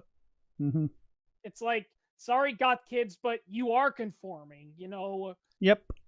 And let's be real here. You kind of have to conform to something. See, the difference between a society and a socialist society is that in libertarian society, you can conform with what you like. You know, if there's fans of a show you like, you can conform to them by your own choice. Whereas other forms of government and whatnot, they say, here's the best thing to conform to. Let's force everyone to conform to that. Well, I mean, we're conforming right now by speaking the same language. Yeah. That's why I laugh at it. That's why I laugh at like a lot of those anti-conformist and anti-authority people that are also socialists, because it's like, dude, that's the most conformist and anti-individual system out there. Yeah. You know. Well, and that's like going back to another classic science fiction, The Prisoner. You know, and at the end you have the three different types of individualists. You know, number 2 was part of the machine and then rebelled against it. Then you have, what was it, number 43 or 46 or something like that? The one who just kept running around singing Dry Bones. Not because he wanted to do it, but just because it pissed off the people in power. You know, and that's, you know, he's not really doing the things that he wants to do because he wants to do them. He's just, you know, the rebel without a cause. Number 6, Patrick McGowan's character, was the only true individualist because he was the only one who just did what he wanted when he wanted and just never gave in to any of it. Yeah. That's kind of what I think, like the example I use is when North Carolina passed the seatbelt law. And now you have to, you know, drive wearing your seatbelt or else you'll be ticketed. And I had libertarian friends who wore their seatbelts all the time, but they're like, well, they can't tell me what to do. I'm not going to wear my seatbelt. It's like, but you were wearing your seatbelt without the law. You know, you've just let the existence of a law change your behavior. Now, that's not behaving like a free individual. The free individual would wear your seatbelt because you want to wear your seatbelt, or not wear your seatbelt because you don't want to, regardless of what the law said one way or the other. Yeah, well, as we said before, government loves jumping in front of. They love jumping in front of a parade and pretending they're leading. I haven't heard of these internment camps in China. I mean, it doesn't surprise me they exist, but I haven't heard of them. Oh yeah, well yeah. I don't know anything about them. Oh yeah, I mean, no, not to disrespect any Holocaust survivors, but some of those gulags and internment camps you hear about in communist countries, they make Dachau and Auschwitz look like summer camps. Yeah, like I saw. I mean, well, it was like when you're talking about FDR's internment camps for Japanese Americans, and people are saying, well, yeah, but that's different because they were treated well there. It was like, okay, first of all, no, they weren't. Yeah, read Farewell to Manzanar. Yeah. Second, even if they were, who cares? They should. You don't herd people off into concentration camps. Yeah, exactly. You let them live their lives. These are people who had never been charged with a crime. Yeah. I think you pointed that out in that video when you were debunking Simon Whistler's video about slavery, where you said, listen, even if no one died from slavery and no one was mistreated and all the slaves were treated well and properly and like members of the own family, it still doesn't matter because principally you should not be allowed to own someone. You cannot own a sapient being. Yeah. Yeah. And by the way, vegans, sapience is not sentience. Because all living things are sentient. I don't know about all, but it's surprising the places they found sentience. Yeah. Well, I mean, I've actually heard from a lot of people say that the difference is that, listen, sentience just means you're aware of the environment and can react to it. And pretty much almost all living things are capable of doing that, even plants. Sapience means you have the ability to think and rationalize. And I came up with an analogy that I think is pretty good. Maybe someone more of an expert could criticize it, but sentience would be looking at a chessboard and making the next move. Sapience would be thinking moves ahead and predicting what your opponent's going to do. Yeah, that's the thing about most animals. It's like, yes, it's like most animals, it's like, yes, they are aware of their environment, and yes, they quote unquote have feelings, but they live in the moment. Like, like one person, like there was one comedian that pointed this out. It's like, if you had the ability to read minds and you could even read the minds and understand animals, if you were to read the minds of animals, 90% of their thoughts are just going to be eat, reproduce, eat, sleep, reproduce. Basically stuff like that. It's not that they're stupid. It's just that, they're in, their brains are programmed in primal mode, Executioner posted in the Discord that the Obsolete Man is a good Twilight Zone episode. I don't remember which one that is. You tell me which one that is when we can talk about it. But yeah, there was something that they were doing with, I think it was chimpanzees. They were looking at the different sounds that they made, and they basically put them down into 4 different types. And, you can learn how to do this and make the sound with your mouth. And if you make one sound with your mouth, they all go up in the trees. If you make another sound with your mouth, they all, look up and look around, because it's about like different types of predators that might come or other things they might need to know about. But it's just those few things. So they have the idea of communicating, but they don't really have the complexity to be able to formulate thoughts. And one thing they've been saying about, because they've taught chimpanzees and gorillas to use sign language. They can communicate using sign language. They can actually do, a really good, by communicating all sorts of different things using sign language. One thing that not a single one of them has ever done is ask a question. Yeah. Executioner says it's the one where the librarian is declared obsolete by the state and uses the state's logic to beat them. Oh, yeah, that was a great one. Oh, what? I've Yeah. never seen it. Like, what does he say? I don't remember exactly what it is, but basically the state declared him obsolete, and I think he has like 24 hours to put his affairs in order. But then he kind of turns the table on the state guy who's supposed to execute him. And even though I think he does get executed at the end, he does it in a way that his executioner is then declared obsolete. Kind of reminds me when I debunk nihilists by trying to explain, by making them defend nihilism, and then you point out, well, then by your own logic, nihilism is bunk because it has no meaning. Yeah. Yeah, I can't. I hate. That's another thing I can't stand are those nihilists and all that. It's like, listen, they're like, oh, you can't debunk nihilism because you can't prove the universe has any meaning. To which I say, listen, the best way to debunk nihilism is to defend it. Yep. because then you realize, wait a minute, if the universe has no meaning and everything is pointless and useless, well, then your own mentality is pointless and useless. Yep. So there's no point in defending it. And yes, FDR was a eugenicist. Yeah. Yep. Up until World War II, almost everyone was a eugenicist. Well, certainly on the left and in academia. Yeah.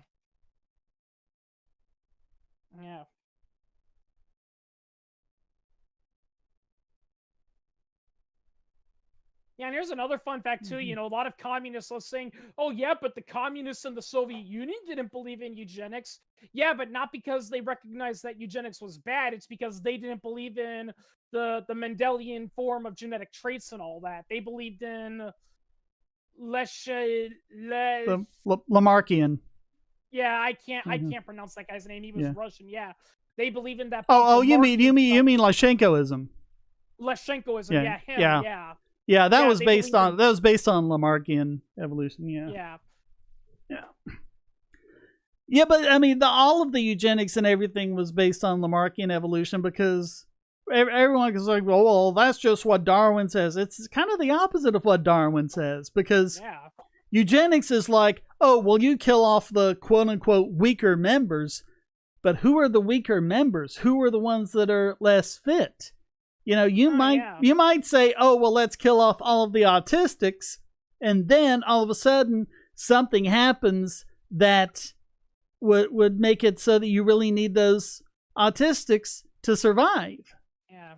You know, or people with Down syndrome or whatever. You never know what the future is going to throw at you. So Lamarckian evolution says you weed out the ugly ducklings. Darwinian evolution says you don't dare because you want that diversity of genetics to be able to deal with the changing environment. Yeah, and also Shane, you know, I will say this, Shane, that's another thing I hate in a lot of science fiction plots is the concept of de-evolution, because here's the thing.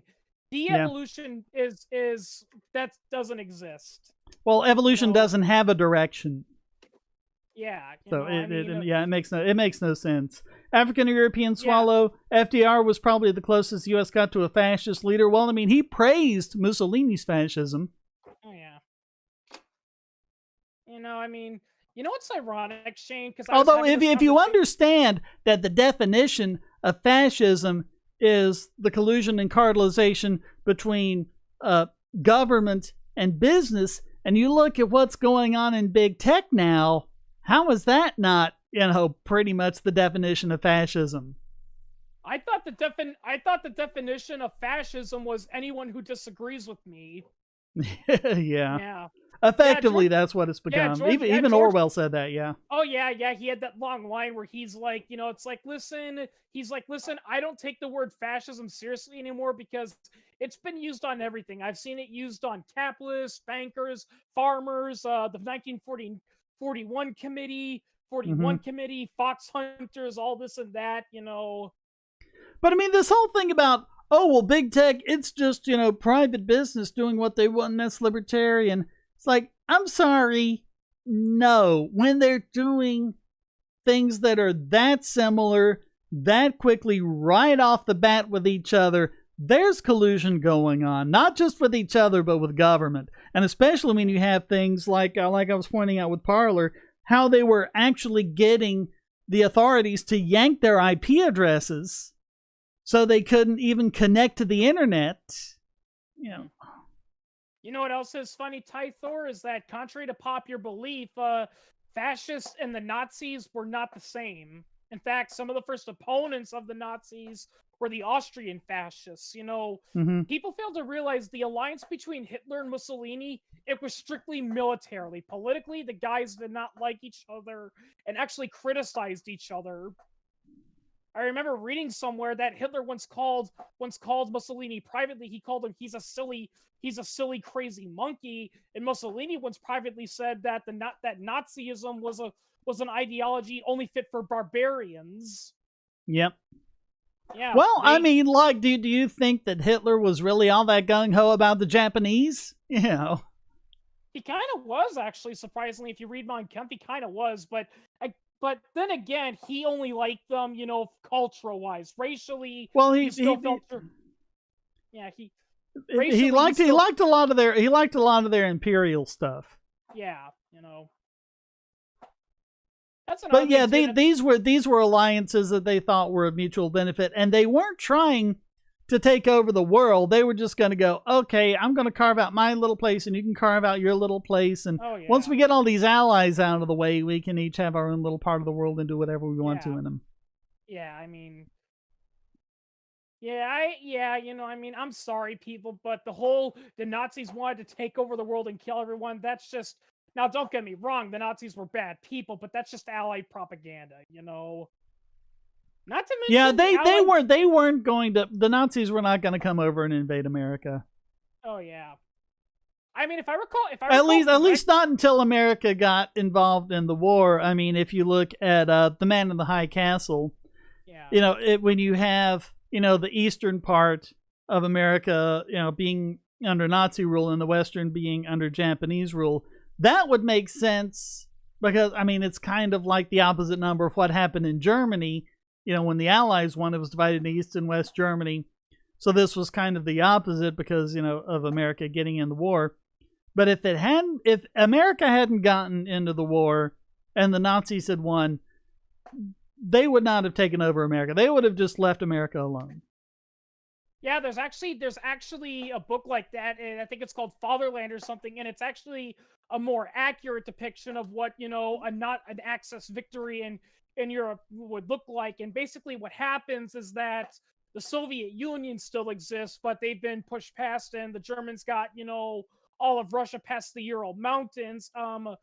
Britain, I think, is still independent, but they've been forced to dismantle their military and pay compensation to the Germans, and basically they're in a state of Cold War with the United States, basically.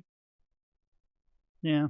Another thing, too, that book also got accurately is that even though the Nazis won the war, they're crumbling from within because, contrary to popular belief, like Wolfenstein New Order, if the Germans won World War II, you know, it wasn't going to be, you know, there's a swastika in every country and everyone's speaking German and everyone white as blue blood, because in real life, even if Hitler did win and did take over the world, the Nazi regime wouldn't last 10 years, let alone 1,000. Oh, no. It would have collapsed a lot faster than Russia. Yeah. Oh, yeah. Heck, you know, it probably would, even if it did win, it probably would have collapsed shortly after, because it's like, yeah, you won the world and you conquered all this, and how much money did you spend on it? Yeah. Yeah, but Pip, I think that might have been a mistake, because if Germany and Japan had taken a concerted effort to both oppose China, and they could have linked themselves up, then they wouldn't have been able to do the kind of divide and conquer thing that Russia was able to do with China. Oh, yeah. I mean, Russia, I mean, you know, I've actually heard of an alternate history idea that I think does make practical sense, where one of the reasons where Japan ignores America and instead they attack Russia, and what happens is that Russia had to split its army in half, and they had to send a force to defeat the Japanese. And now the Japanese were swiftly defeated, obviously, because Japan's military was nowhere near on the same level as the Soviet military. But because they had to split their forces, they weren't able to commit their entire army to Germany, so Germany was able to encircle them and take Moscow. I'm not sure why the Soviet Union lasted as long as it did, JC. I'm kind of bent of the opinion that, ironically, if America's military opposition of the Soviet Union hadn't been what it was, I'm thinking they might have collapsed a lot faster, because kind of the myth is that, oh, Reagan, pushed up the military and pushed them all and forced them to spin themselves into oblivion, but they were always going to spin themselves into oblivion. Yeah. Well, I've actually heard that from some ex-Soviet citizens, that's kind of what the Soviet Union did to keep themselves in power. They kept telling them, it's like, oh, if we collapse, America and the rest of the world is going to come after you, and they're going to take everything. They're going to force you to work for evil capitalism under enslavement. And when they saw things like Vietnam and the Cuban Missile Crisis, a lot of them were like, yeah, maybe there's some truth to that. If the United States, didn't do that, the people would eventually realize, it's like, what has communism brought us? We're starving to death, and what have you brought us? Because the U.S. was so active against fighting communists, at least the Soviets had that to point that they could at least say, okay, so we're not doing well economic wise and military wise, we're meh, but hey, without us, you're all going to be American slaves. Well, because in World War II, they had Hitler and the Nazis as the big evil they were fighting. And so after that, I mean, you've got America being fairly prosperous for the better part of 20 years. And if America, I think, had pretty much done nothing, they would have collapsed. But like you said, things like the Cuban Missile Crisis and other things like that, which a lot of people don't realize, that happened not because Russia put missiles in Cuba, but prior to that, America had put missiles in Turkey, like 40 miles from the Russian border. And that was, they kept pointing the bill, going, look at how crazy these Americans are. They just put these missiles right near our border. They're gonna, I mean, both countries were doing that. I was a Cold War kid growing up. I can tell you the propaganda they were giving me, and that's how you sustain those things. Yes, because that's exactly what happened in Castro. That's exactly why Castro stayed in power for so long, was because he had that thing to fall back on. Even as Cuba was starving to death and was being torn into a country, he was going around saying, okay, yeah, it's true, Cuba's not the best, but I'm the Americans away. And because of the Bay of Pigs invasion, a lot of Cubans are like, well, yeah, he's got a point there. He's keeping the Americans at bay. Well, and as long as he could blame it on the American embargo. Oh yeah, exactly. All you need is something to point at and say, here's the trouble. Just like Venezuela is doing. All of Venezuela's problems are America's fault for some reason, even though all the problems predate, the things that Obama started doing with the economic sanctions and all that. A lot of people love to say Cuba only failed because of the American sanctions, completely ignoring the sanctions were only between the U.S. and Cuba. Everyone else was free to trade. Mexico could have traded with them. The reason why it failed was because Castro wanted Cuba to be, we're going to be this self-sufficient communist utopia. Whereas if they'd read Bastiat, all they would have known is, okay, here's what we're going to do. We're going to trade with Cuba. Open trade with everyone, open trade with Cuba. And then everyone else benefits. Cuba self-destructs, and the people in Cuba are going, wait a minute, why are we self-destructing when everyone else is prosperous? What are our leaders doing wrong? Hey, maybe this communism thing isn't so great after all. Yeah. And actually, we're kind of starting to see that, because now as the U.S. became less aggressive towards Cuba, and now I think they've even lifted the sanction. A lot of Cubans are realizing, hey, communism sucks, because they no longer have a boogeyman to point to, Yeah.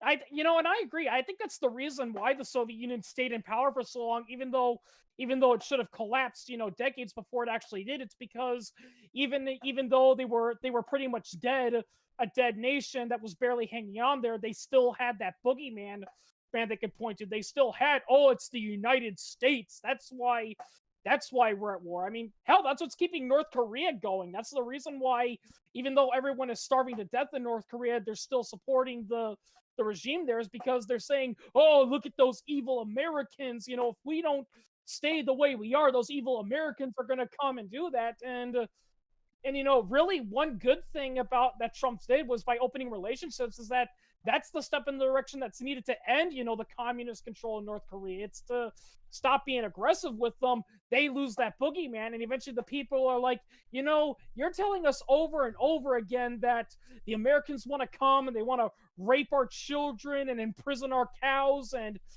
eat our babies, but they don't want to do that. They want peace. What's going on here? Yeah. Yeah. Well, and I mean, again, the silent majority thing, I don't think it works that way because you talk to people who grow up in the Soviet Union, or you talk to, Venezuelans who have immigrated to America or other places, they'll tell you how crappy socialism is. Oh, yeah. They will be the first ones to tell you. Yeah. Yeah, and John Stossel said he went to the Soviet Union one time in his days as a career report, and he said a common thing I noticed with a lot of people was whenever I asked them, like, what do you think of communism and socialism? Like, they said it was great, but they never said it with enthusiasm. They were never like, oh, it's great, the workers control everything. It was more like, oh, yeah, it's good. We, our basics are taken care of. We get our, paid equally and all that. But they weren't saying it with enthusiasm, And something tells me that deep down inside, they really wanted to tell him, dude, this place sucks. Can you get me out of here? But they don't want to do that because, if you act negative about the regime, that's a good way to disappear. Yep. On a completely unrelated and random note, in 3 days, Biden will officially not be the shortest serving president ever. Really? Why is that? Because remember, Harrison was only president for a month. Harrison, because he died before he could do anything. Yep. Yeah. It's actually a pretty good thing that William Henry Harrison died, because I saw a video about him one time and people were talking about how, it's sad William Henry Harrison died before he could get anything done, because I heard he was a great general. But one historian said, yeah, but if you look at his political policies, I think it's kind of glad Taylor took over, because Taylor didn't want to be president. If I recall correctly, he did not want to be president. Yeah, it's hard to believe there was that one point in U.S. history where being the U.S. president was not considered the height of your career, And there's many cases, especially some of the earlier presidents, where most of them said they did not want to be president and they did not want to do it, and the only reason they did it was because their friends pressured them to do it. If I recall correctly, even George Washington didn't want to be the president. People kept saying, you got to be the first president of the United States because you're the hero of the Revolutionary War. And he kept saying, no, I don't want to be president. If I become president, I'll become corrupted by the politics and I'll do stuff that I disagree with, And even then, he only wanted to do one term, and Hamilton pressured him into the second term. Yeah. And then after the second term, he was like, nope, I'm done. I'm out. Yeah. Abdi says the Soviet Union stayed in power for so long because everyone was enslaved and suppressed and spied on. And it's like, yeah, I mean, if you think about the American South before the Civil War, if you give the slaves a say in what's going on, then guess what? You don't have slavery anymore. Yeah. That's how it is. And in all honesty, and I want to... It's like Douglas Adams said. No one who wants to be president should, under any circumstances, be allowed to have the job. Yeah. Yeah, I mean, it's so funny about how some of the best presidents ever had been ones that didn't even want the job. I remember reading about, William Howard Taft and how he said later in life in an interview that he says that he admitted he wasn't a good president, but he said, listen, I did not want to be a president. I hate, every day I was in the White House, I hated it. I hated it. The only reason I did it was because Teddy Roosevelt personally recommended me, and Roosevelt was so popular that if I turned down his offer, it would have hurt my career. The thing he always wanted to do was be the Supreme Court justice, which he did. He became the Supreme Justice of the Supreme Court, and he said that was his proudest moment ever, not being president. African European swallow, if only Biden did as little as Harrison. Well, Harrison didn't really have, the idea of executive orders doing what you wanted. Because they were much more restricted. Like you kind of had to wait for Congress to act, and then he made it. And so he was going to call that joint session of Congress to try and get them to pass all the stuff he wanted to do, and he died before that could happen. Yeah. And the funny irony about George Harrison is that the disease he died of actually wasn't even that deadly. It was just a little cold. The problem, what happened was of the techniques they used at the time, because rather than just letting him rest and giving him plenty of fluids, they did things like bloodlet him, which only weakened him, and because he got weak, it developed into pneumonia, and that's what killed him. William Henry Harrison, not George. William Henry Harrison. The president, not the Beatle. Yeah.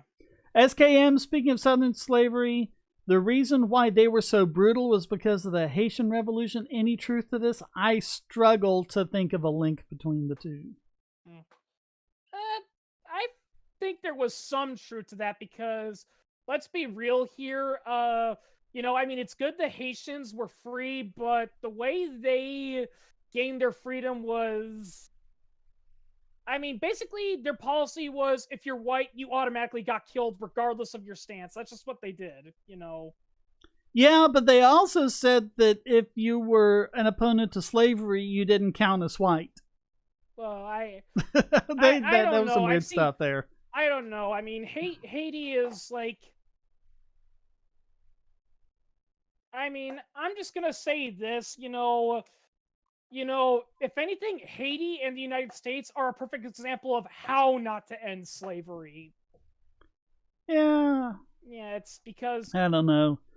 I know most of the free blacks in North Carolina before the Civil War were Haitians who had immigrated here after being free.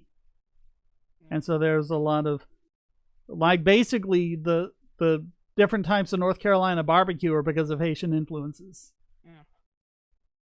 Well, and in all honesty, I've actually heard from a lot of people saying the Civil War is the reason why Jim Crow and racism lasted for as long as it did, was because of what the Union did. It wasn't because, the South was full of white supremacists who hated blacks and could never learn to accept them. It's because they were forced to integrate by the Union, and they associated the Union with those guys that burnt down their towns and shot and killed their women and children, And not to mention, black soldiers were often used to patrol the South, so many Southerners associated black people with Union oppression. That's why racism was so rampant in the South. It wasn't because the Southerners were natural racists, it's because of the Civil War. Yeah. And I am sorry, people, but slavery was not the cause of the Civil War. Yeah. It had been brewing up since the start of the country. The divisions between the North and the South were just so many. Slavery was kind of a catalyst in a lot of ways. But, you really had two cultures completely at odds with each other. And it probably would have been better. And there were people on the North saying that. There were people, abolitionists, like William Lloyd Garrison, saying this is like, hey, why don't we, the North, secede? And then we'll have a free country. And things might have worked out a lot better, if they had just been two cultures, two countries, instead of trying to... Yeah, it's another myth about the Confederacy is that we were taught that the Confederates didn't really see themselves as Americans. They saw themselves as members of their state. No, a lot of Confederates did consider themselves Americans. They actually... If I recall correctly, a lot of them said, no, we're the spirit of America. The United States, the Union, they stopped being the idea of America a long time ago. We're upkeeping the values of the original, of what our founding fathers wanted.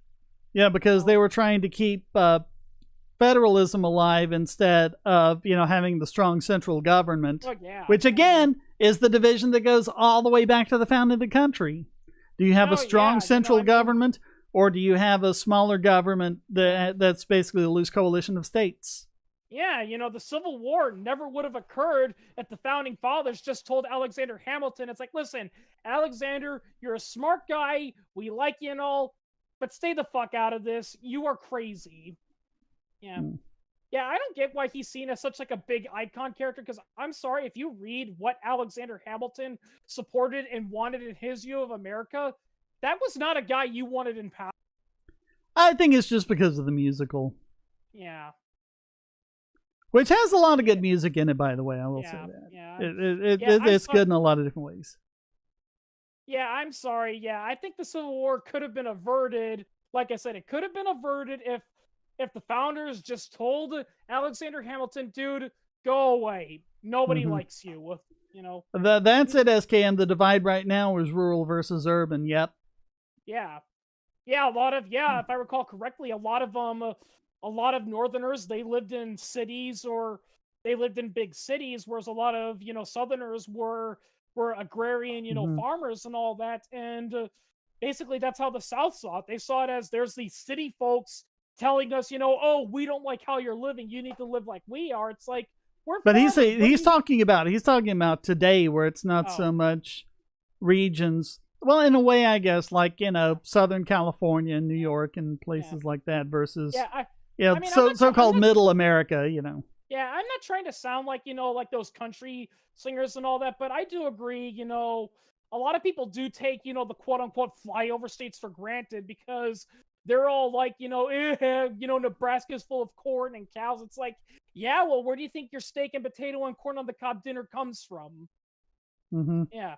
I like when Penn Jillette was talking about like a lot of the elitism that's in the Hollywood producers, the TV and movie producers, and I forget which show it was, but he was pitching one of the shows, and the studio producer flunky guy, whatever, was like, well, you have to understand, Gillette, that while smart people like you and me can understand this sort of stuff, that's not going to, it's not really going, people in Nebraska aren't going to understand it. And Penn said, what people in Nebraska are you talking about? Are you talking about the people in Nebraska who are doing brain surgery, programming computers, designing cars, as opposed to you and I who can't do a fucking thing? Yeah. Also reminds me of the commentary I saw for the South Park episode Smug Alert, where Matt Stone and Trey Parker said they based that episode because it's like all those people, all these Hollywood people are talking about how we need to take care of the environment, and they talk about how, oh yeah, we have solar panels on our mansions, we drive hybrid cars, we recycle and all that, and they're like, and you also fly in private jets to and from the movie sets.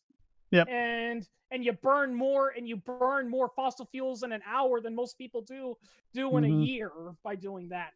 Well, and that's like the thing about like Al Gore and people like that. How Al Gore had the 20-room mansions and things like that, and like when they had the last episode of The Sopranos, he wanted to watch that, but he was going to be on a plane, when it aired.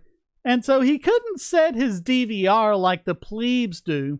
He had to have a private jet. The producers flew him especially a copy of the last episode so that he could watch it on the plane. It's like,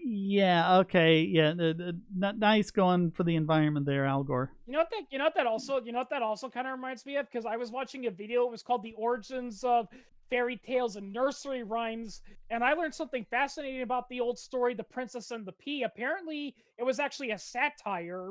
Oh yeah, it was the princesses were so spoiled, and they lived such plush lives that if you even put a tiny pea under 20 mattresses and 20 patchwork quilts, that it would bother them and they wouldn't be able to sleep. Yeah. Another common joke about that too was the story of the sensitive wife. It was about a princess who was so sensitive that if a feather so much fell on her, she would break her. It would break her bones, and she would cry in pain. Because she was so I've actually seen funny jokes about that, which shows just how out of touch servants are. Is that they're rich and they do all this stuff, but then like they want to turn on their TV, and they're like, how does I turn this TV on? Farnsworth, How do I turn the TV on, sir? Oh, sir, you push the power button. Oh, that's how I do it. Yeah.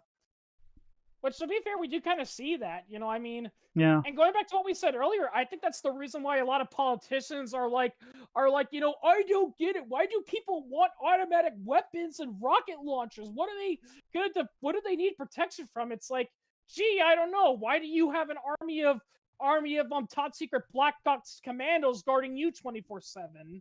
Yep. Yeah. Yeah. Yeah, I don't know if I said this when we started streaming or before, but I said earlier, and I'll say it again, you know, I will surrender all my weapons and I will not complain of any gun control laws under one condition. The government needs to dismantle the military and they need to pass a law that bans them from having bodyguards and they can't hire security or anything. Then we'll talk. Yeah, see how well that goes. Yep. Because it's like, it's so Yeah, because easy. it's like Biden says, well, why does anyone need, 10 rounds? It's like, well, okay, how many rounds do your bodyguards have? If we were to unload their guns and count the rounds. Yeah, I said earlier, the standard issue pistol for the Secret Service is the SIG P229, 9-chambered and 357 SIG, which last time I checked carries about 12 to 13 rounds. So, all right, it's after 10 o'clock, so I gotta be wrapping it up. Any final thoughts? Yep. No. Exec, you've been quiet. Anything to say, or has your mic not been working because of the noise, or what? My internet is not the best. Yeah, that's the thing. I've been looking at the T-Mobile because T-Mobile's Home 5G is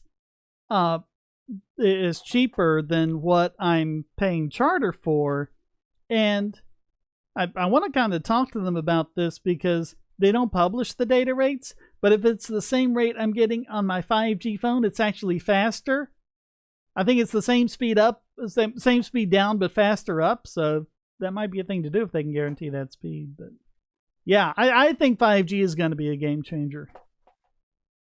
So, yeah, why do people need sports cars and $1 million and mansions and, private jets and all that? Yeah. Yeah, why do they need any of those things?